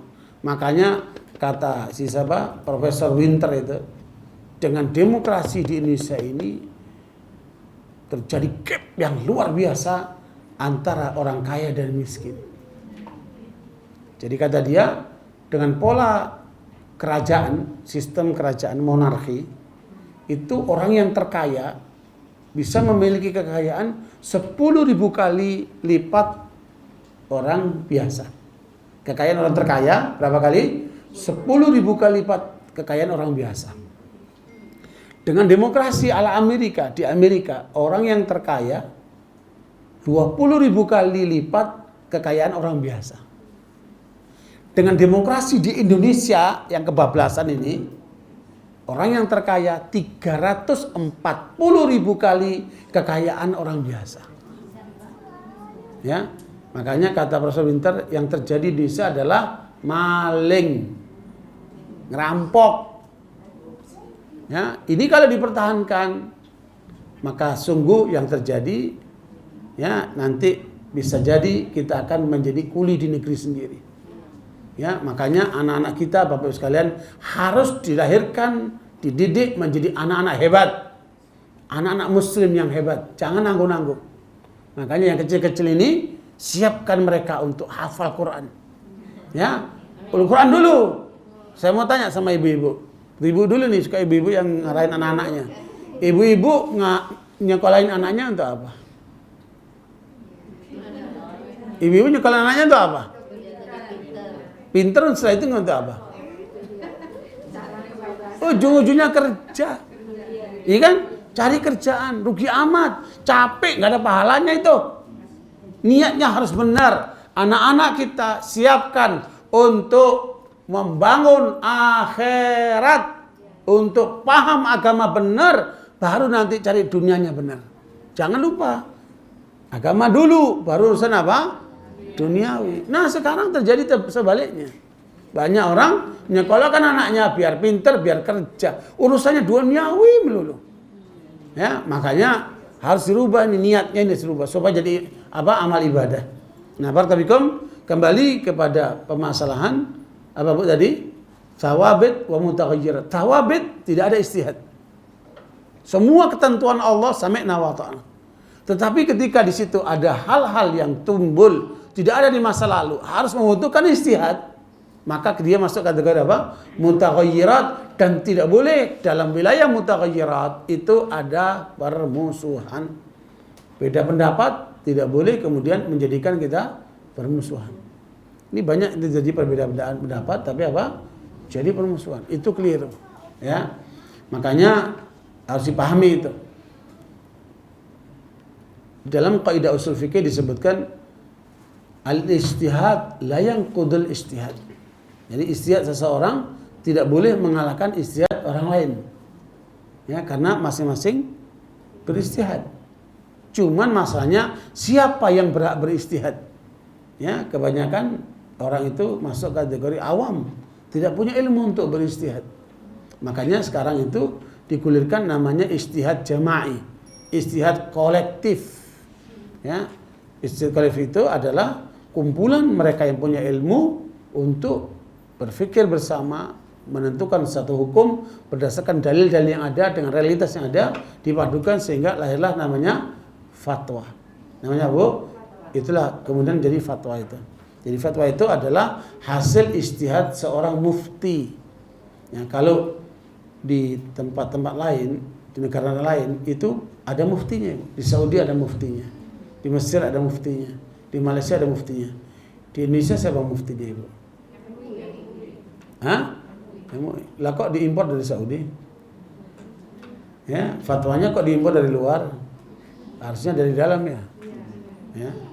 Nah, kalau waktu lebaran ngikuti MUI, waktu puasa ngikutin MUI. Ya. Tapi yang lain nggak ngikuti, gimana itu? Ya, makanya sebenarnya MUI pun belum mendeklarasikan untuk mengganti mufti. Ya, mereka memang terkumpul 70 ormas di Indonesia tergabung dalam MUI, kemudian di sana ada namanya komisi fatwa yang membahas setiap masalah-masalah umat yang dipecahkan di situ. Ya, jadi fatwa inilah kemudian menjadi panduan yang tidak ada di Al-Quran dan Sunnah, jadilah apa namanya fatwa. Dia masuk kategori apa? Mutaghayyirat tadi itu. Jadi ijtihad yang tidak boleh kemudian saling salah menyalahkan. Nah, barakallahu Ibu sekalian, efektivitas fatwa yang lahir dari kelompok atau kolektif jauh lebih akurat dibanding dengan perorangan. Ya. Kecuali kalau si perorangan itu sudah menjadi ketetapan dari pemerintah atau negara untuk menjadi muftinya. Ya, kita masih belum punya itu. Saya ditanya sama seorang mu'alaf dari Amerika Latin di bilangan Cina di sana. Dia nanya, Ustaz, setiap negara di dunia ada muftinya. Ya, bahkan di negeri-negeri barat sudah ada muftinya. Indonesia siapa muftinya? Saya bilang kalau di Indonesia setiap orang muslim mufti. Nanya aja, semua jawab tuh. Ya, nah, ini kesalahan yang fatal dalam beragama di Indonesia.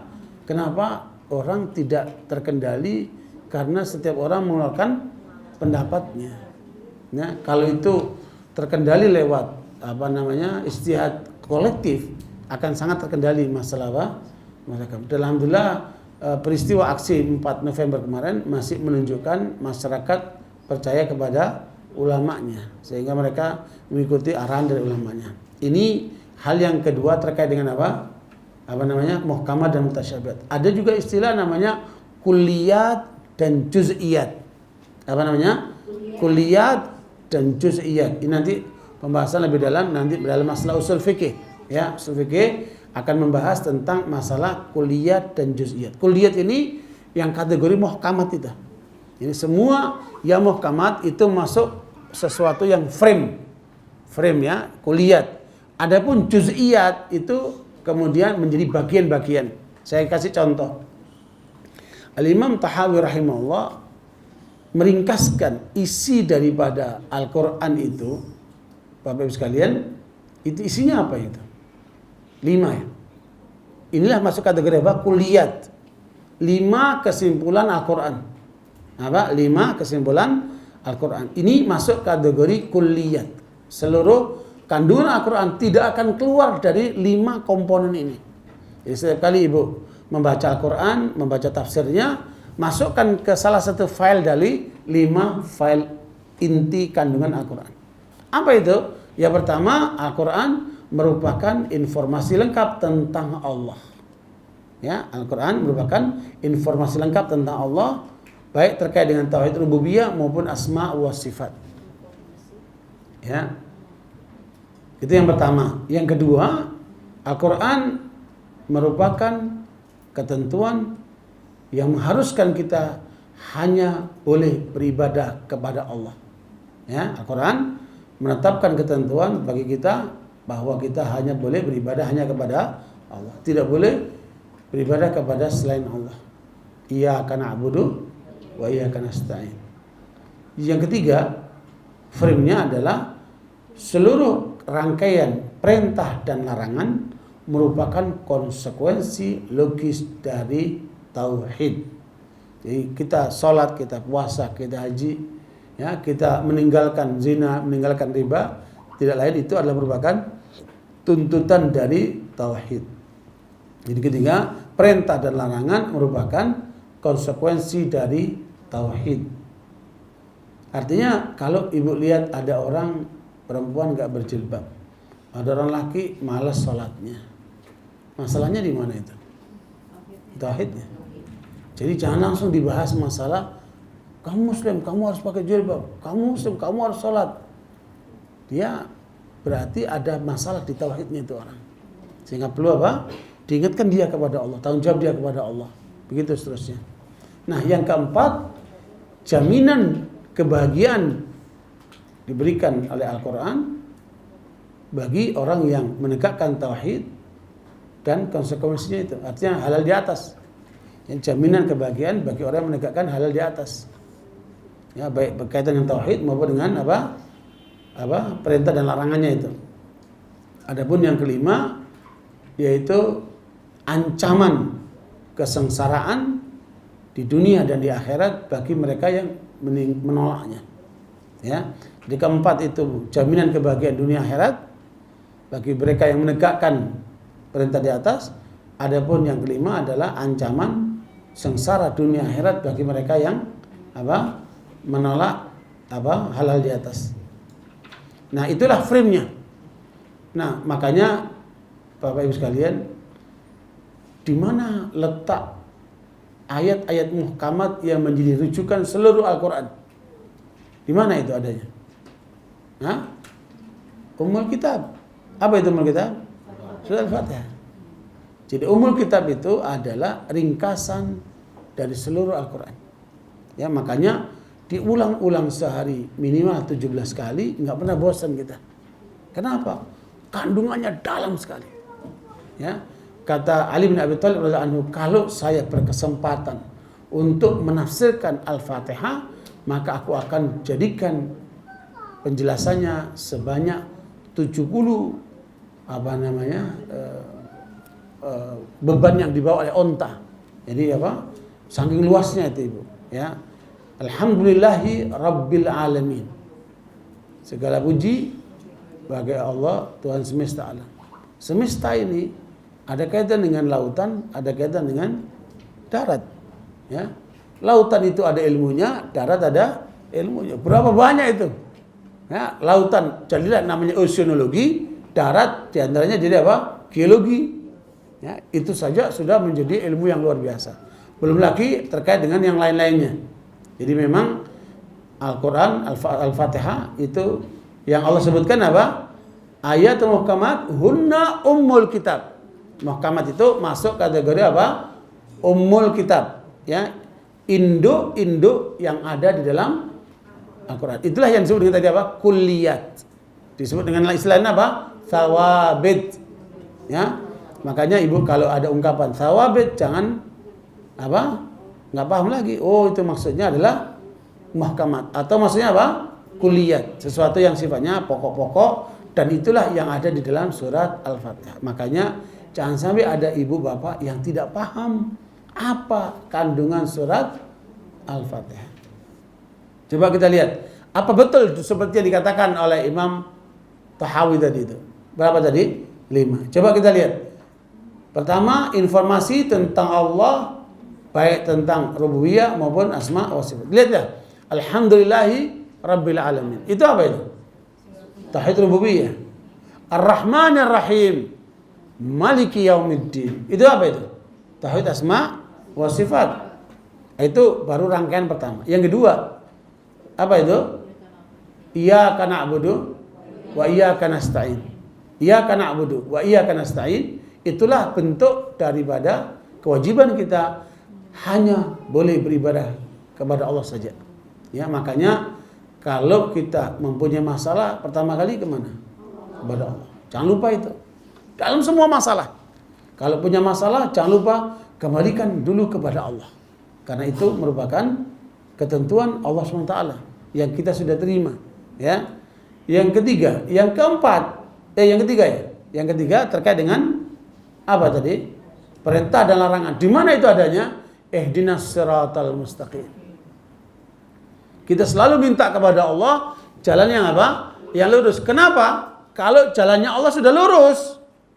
Makanya orang-orang Nasara bilang, tuh lihat, orang Islam selalu minta jalan yang lurus. Kenapa? Karena nggak lurus agamanya. Maka minta yang lurus. Apa betul begitu? Tidak. Di dalam surat Al-An'am ayat 153 Allah katakan wa anna hadza sirati mustaqiman fattabi'uhu wa la tattabi'us subula fatafarraqa bikum an sabilihi dzalikum wasaqum bihi la'allakum tattaqun. Ya, itu sudah dipastikan oleh Allah, inilah jalanku yang lurus. Ikutilah jalan itu. Artinya Islam sudah jalan lurus, ya. Makanya di UI itu ada pelajaran yang disampaikan untuk para mahasiswa baru tentang Islam jalan yang lurus.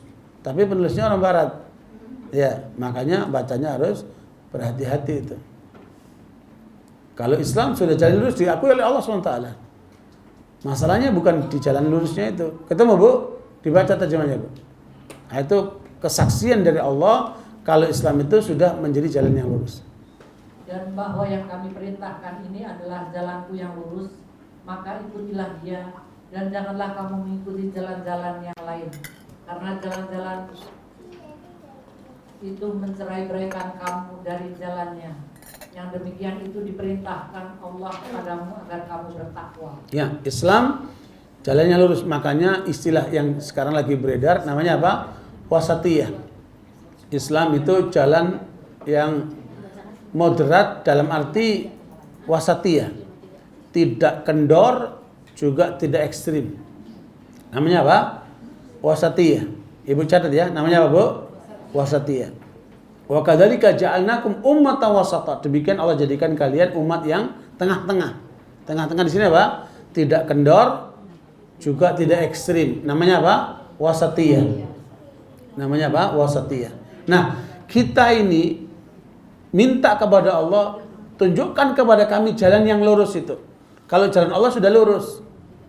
Tetapi kita sebagai manusia suka tidak lurus.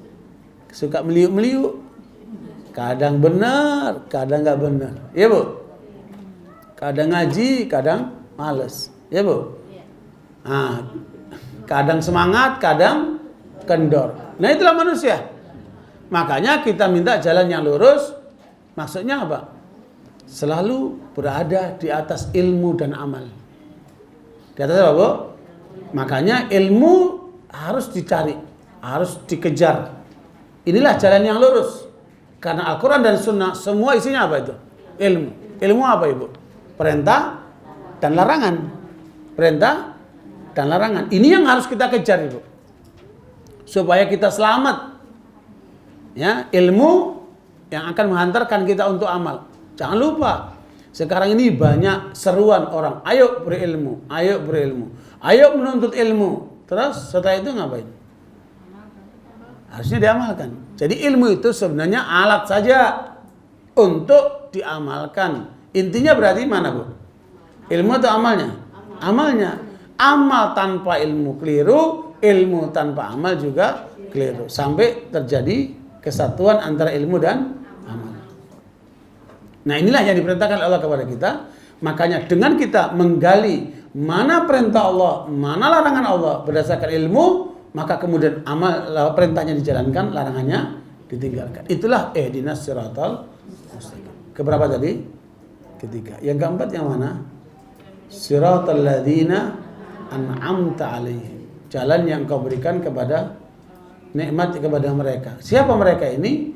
Allah sebutkan dalam surat An-Nisa ayat 69. Ya, wa may yuti'illaha wa rasulahu fa ulaika ma'al ladzina an'ama Allahu alaihim minan nabiyyina was-siddiqina wasyuhada'i was-salihin wa hasuna ulaika rafiqa. Nah, inilah jalan keselamatan yang dijamin surga oleh Allah SWT bagi orang yang telah menunaikan kewajiban hak-hak tauhid Allah ditambah dengan kewajiban menjalankan dan menjalankan perintahnya dan meninggalkan apa? Larangannya. Nah, ini yang keempat. Rangkaian dengan jaminan dari Allah bagi orang yang mampu menggali ilmu agama ini dan menjalankannya. Ketemu dibaca terjemahnya, Bu. Segolongan dari ahli kitab ingin menyesatkan kamu, padahal mereka sebenarnya tidak menyesatkan melainkan dirinya sendiri dan mereka tidak menyadarinya. Ya. Bukan. An-Nisa 69.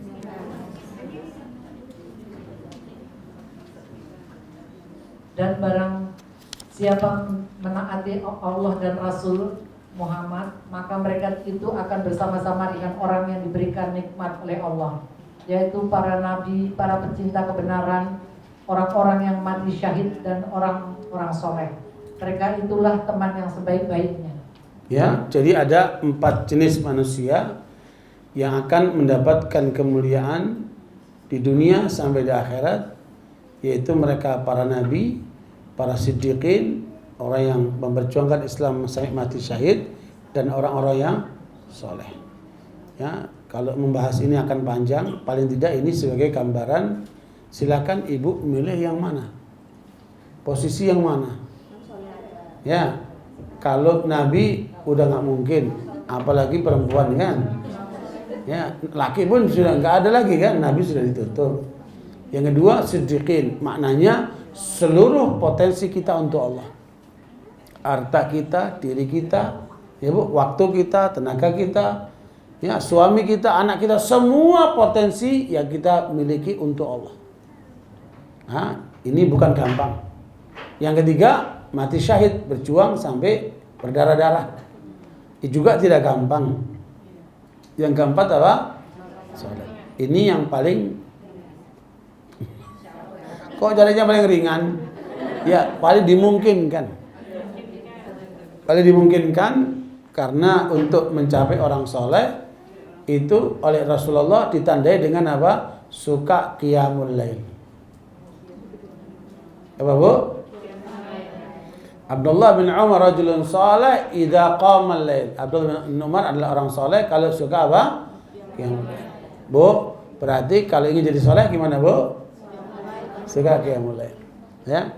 Kemudian orang saleh itu diantaranya idza ja'a lam yu'raf wa idza dhahaba lam yuftaqad. Orang saleh itu tersembunyi. Amalnya apa, Bu? Enggak ditunjuk-tunjukkan sama orang, dia tersembunyi. Banyak amalnya tapi orang tidak tahu. Itu tanda orang saleh itu, ya. Kemudian orang saleh itu dia tidak terbawa oleh keadaan. Ya, Bu. Meskipun orang lain rusak, dia nggak mau rusak seperti orang lain. Ya, dia terjaga. Ya, berarti apa? Dia tidak mengikuti arus, ya, tidak mengikuti arus. Dan orang soleh itu memang hatinya selalu terpaut dengan Allah Subhanahu wa Ta'ala. Jadi keikhlasannya itu luar biasa. Oke, itu yang keberapa, Bu? Yang keempat. Jadi peluang untuk mendapatkan kemuliaan dunia sampai akhirat bisa mencapai yang tadi itu, Bu. Adapun yang kelima, ancaman. Ancaman bagi orang yang tidak mentaati pola yang diajarkan oleh Allah di atas, maka dia akan apa? Memperoleh kesengsaraan di dunia dan apa, Bu? Kehinaan di akhirat. Seperti siapa, Ibu? Ghairil maghdubi alaihim walad dhalin. Ya, seperti siapa? Kaum Yahudi dan Nasara.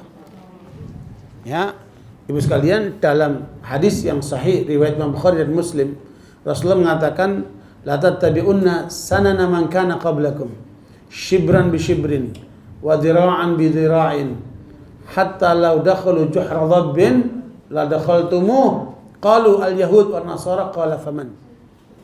Ya, Nabi mengingatkan kepada kita, nanti di akhir zaman kalian umat Islam akan mengikuti jejaknya kaum Yahudi dan Nasara. Ya, kalian nanti di akhir zaman akan mengikuti jejak umat yang terdahulu. Sejengkal demi sejengkal, sedepa demi sedepa. Kalaupun mereka masuk lubang biawak, kalian pun akan mengikutinya. Sahabat bertanya, yang dimaksudkan apakah mereka Yahudi dan Nasara? Kata Nabi, siapa lagi kalau bukan mereka? Makanya ibu sekalian, bapak sekalian, ini adalah satu ketetapan dari Allah. Kita tidak boleh mengikuti pola hidup dari kaum Yahudi dan Nasara. Ini ayatnya. Ghairil maghdubi alaihim waladhdallin. Wala pakaiannya, wala cara berfikirnya, wala cara hidupnya, apalagi agamanya. Ya, tidak boleh kita mengikuti pola mereka. Ya, kecuali dalam masalah yang disebut oleh para ulama masuk kategori ma'ammad bihil balwa. Artinya sesuatu yang menimpa semua manusia. Umpamanya orang pakai jas. Sekarang bukan orang Yahudi dan Nasara saja pakai jas. Semua orang pakai jas. Mau Yahudi, mau Nasara, mau Muslim, mau Hindu, mau Kristen, mau Buddha, mau apa, semua pakai jas. Maka itu tidak masuk kategori tasyabuh. Ya, tasyabuh itu apabila menjadi kekhususan mereka. Seperti apa? Natal. Natal itu menjadi kekhususan apa? Orang Nasara. Kalau kemudian kita mengucapkan apalagi ikut dalam proses Natal, berarti kita sama dengan mereka. Karena Nabi mengatakan dan riwayat Abu Dawud, man tasyabbaha biqaumin fahuwa minhum. Siapa menyerupai satu kaum, maka dia sama dengan kaum itu. Nah, dengan demikian, makanya ibu sekalian, kita harus berusaha menghindari semua yang ada kaitan dengan pola Yahudi dan Nasara. Sementara umat kita masih banyak terbawa dengan pola mereka. Ya, baik cara pakaiannya, cara pikirannya, cara perilakunya dan seterusnya seperti itu. Bahkan tidak jarang namanya pun mengikuti nama mereka. Anaknya dikasih nama Ronaldo, padahal dia Muslim, ya, atau nama-nama yang seperti itu.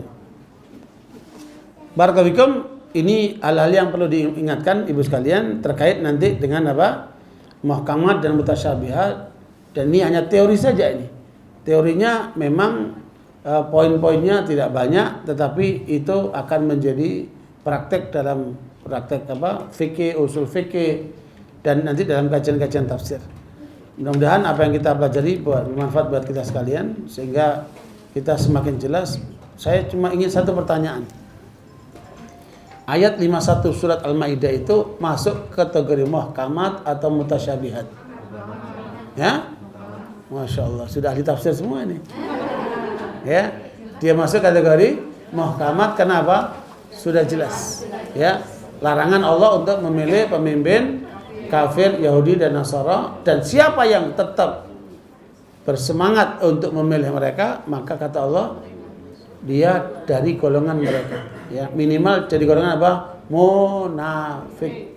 Ya, sehingga karenanya selalu kita ingatkan umat Islam tidak boleh memilih pemimpin kafir, karena itu masuk kategori apa? Larangan Allah yang sudah jelas, dan kategori apa? Munafik. Sebelum ditutup mungkin ada pertanyaan Ibu terkait dengan apa? Muhkamat dan mutasyabihat. Dan yang perlu diingatkan Ibu ya, kan waktu itu sudah kita bahas model-model tafsir. Ada tafsir bil ma'thur, ada tafsir bil ma'qul, ada tafsir bil isyarah. Ya Bu ya. Penyimpangan terhadap apa? Tafsir lebih banyak dalam kategori apa? Bil ma'qul, ya, dengan akal. Akhirnya muncul dari apa? Hawa nafsu, masuklah dia ke wilayah mutasyabihat. Ya, oke Bu, silakan. Kalau memilih orang kafir kan sudah jelas di surat Al-Maidah itu. Tapi kalau memuji-muji prestasi dia itu termasuk munafik tidak? Ya, barakallahu, memuji prestasi orang kafir dalam bidang apa? Kalau dia memuji sesuatu yang bermanfaat untuk orang banyak, umpama Thomas Edison, dia berhasil menciptakan lampu sehingga manfaat untuk banyak orang. Ya, betapa baiknya itu Thomas Edison dalam rangka untuk kepentingan umat manusia, boleh, tetapi hanya sebatas duniawi. Dia nggak ada artinya untuk akhiratnya. Saya masih ingat ada seorang dokter dari ITB, dia mengatakan begini, ya, wal ardha yarithuha ibadiyas salihun. Allah mengatakan bumi ini akan diwarisi oleh hamba-hamba yang soleh. Ya, Thomas Edison itu termasuk orang soleh karena dia telah memberikan manfaat untuk banyak orang. Pendapat ini jelas keliru. Kenapa? Nilai baik yang dihasilkan oleh orang kafir itu harus landasannya iman. Ya, kalau tanpa iman maka amalnya tidak diterima oleh Allah. Itulah yang Allah sebutkan dalam surat An-Nahl ayat 97. Man amila salihan min dzakarin aw untha wa huwa mu'minun, harus landasannya apa? Iman. Sementara dia berbuat ini tidak dasarnya iman, makanya nggak ada nilainya si Allah SWT. Kita lihat umpamanya Bunda Teresa, dia banyak membantu orang di Afrika di mana-mana. Secara kemanusiaan bagus, ya nggak masalah. Tetapi kemudian di sisi Allah nggak ada nilainya sama sekali. Kenapa? Dia melakukan itu tidak berdasarkan keyakinan yang benar, iman yang benar. Ya, kita tolak urusan akhiratnya meskipun kita puji dari urusan duniawinya. Nah, barakallahu, makanya kita diperintahkan untuk apa? Wala yajrimannakum syana'anu qaumin ala alla ta'dilu. I'dilu aqrabu littaqwa. Jangan menyebabkan karena kita benci kepada satu kaum sehingga kita tidak berbuat adil. Maka berbuat adillah. Kita saksikan mereka yang telah berbuat baik kepada manusia, mereka orang baik. Tetapi bukan berarti benar. Yang baik belum tentu benar. Kalau benar pasti baik. Makanya mereka orang baik tapi tidak benar. Kenapa? Imannya kepada Allah terputus. Jadi baik antar manusia saja. Makanya toleransi dalam Islam lebih kaitan dengan kemanusiaan, tidak terkait dengan masalah agama. Lakum dinukum oleh seperti itu. Nah, ada yang lain? Iya. Ada teman saya ajak untuk turun waktu 14. Dia mengatakan dia nggak ikut karena tuntutannya tuh dipenjarakan Ahok, bukannya tuntutannya sesuai dengan syariat Islam agama. Kedua, pertanyaan, apakah Presiden Jokowi itu ulil amri kita atau bukan? Iya. Ya, barakallahu, perlu diketahui untuk yang pertama, memang hukum di Indonesia ini kan bukan hukum Islam. Hukum di Indonesia ini hukum yang dilandaskan kepada 3 sumber hukum. Islam, kemudian Belanda, hukum Belanda, dan hukum adat. Jadi dia bukan kategori hukum Islam. Makanya dengan konstitusi yang berjalan sekarang, sebatas itulah kemampuan kita untuk bisa menuntut. Karena hukum Islam nggak berjalan. Kalau kita minta hukum Islam, siapa mendengarin? Karena Indonesia bukan dasar hukum Islam. Jadi tuntutan tadi itu berarti tidak realistis. Yang teman Bapak itu tidak realistis. Jadi kita justru minta yang realistis. Makanya dalam hukum Islam itu ada tahapan-tahapannya. Ya, lihatlah kemampuan manusia. Kita tidak bisa melompat, memaksakan kehendak sendiri kan. Buktinya apa? Orang yang tidak turun tadi itu, toh juga nggak bisa memperoleh pelaksanaan hukumnya kan. Artinya sami mawon. Ya, makanya kita tuntut sesuai dengan apa adanya dulu. Ya, kalau seandainya nanti berjalan hukum Islam, ya tuntutannya ya berdasarkan hukum Islam. Gitu. Kedua, apakah presiden ini ulil amri? Nah, ini masalah. Harus kita kembalikan kepada apa itu ulil amri. Yaitu surat An-Nisa ayat 58, ayat 59. Ya ayyuhalladzina amanu atiullaha wa atiur rasulah wa ulil amri minkum. Jangan lupa, ayat itu ditujukan oleh Allah kepada orang-orang mukmin. Hanya untuk orang mukmin saja. Di luar orang mukmin enggak kena ayat itu. Makanya Allah katakan, wahai orang beriman, orang mukmin, taat Allah mutlak, taati Rasul mutlak, taatilah ulil amri bersyarat. Di situ nggak ada ungkapan taatilah, nggak ada. Wa ulil amri minkum. Kum ini siapa? Mukminin. Artinya kita hanya dibolehkan untuk taat kepada ulil amri dari kalangan mukminin. Kalau dia masuk kategori mukminin, maka boleh kita taat kepada orang seperti itu. Jadi kumnya ini yang dilupakan banyak orang. Jadi ayat pertama itu ya ayyuhalladzina amanu, kemudian ayat berikutnya apa? Wa ulil amri minkum. Minkum kumnya ke siapa? Kepada kaum mukminin. Maksudnya kalau begitu polanya adalah untuk orang beriman saja itu masih bersyarat ulil amrinya, selama tidak melanggar Allah dan Rasulnya. Apalagi yang sekarang ini tidak menggunakan hukum Islam, maka ayat ini nggak tepat diterapkan untuk itu.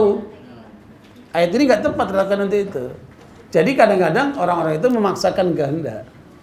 Ya, makanya kita boleh taat masih dalam ketentuan bersyarat.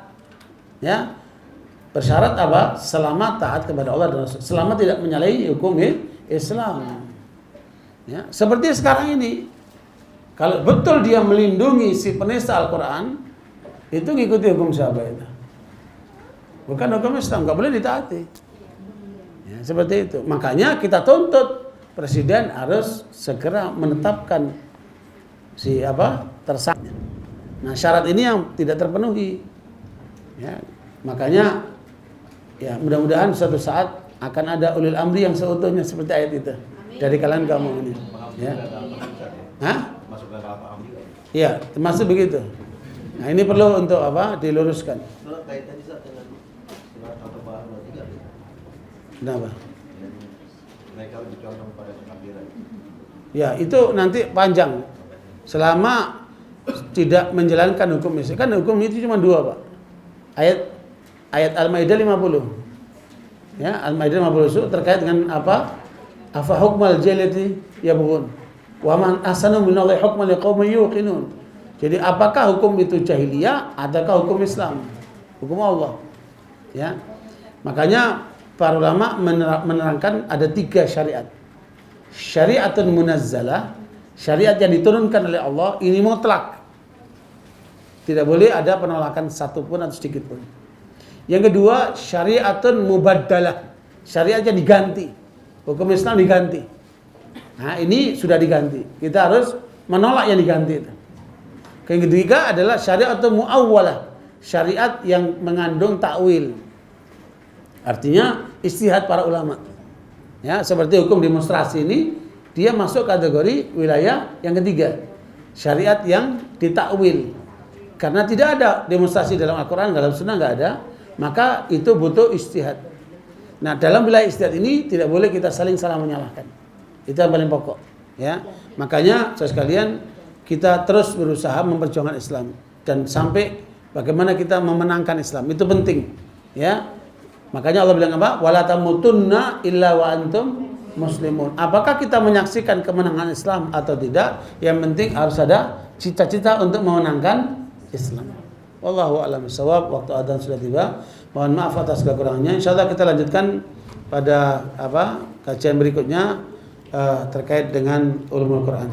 Subhanakallahumma bihamdika asyhadu an la ilaha illa anta astaghfiruka wa atubu ilaik. Alhamdulillah. Amin. Wassalamualaikum warahmatullahi wabarakatuh.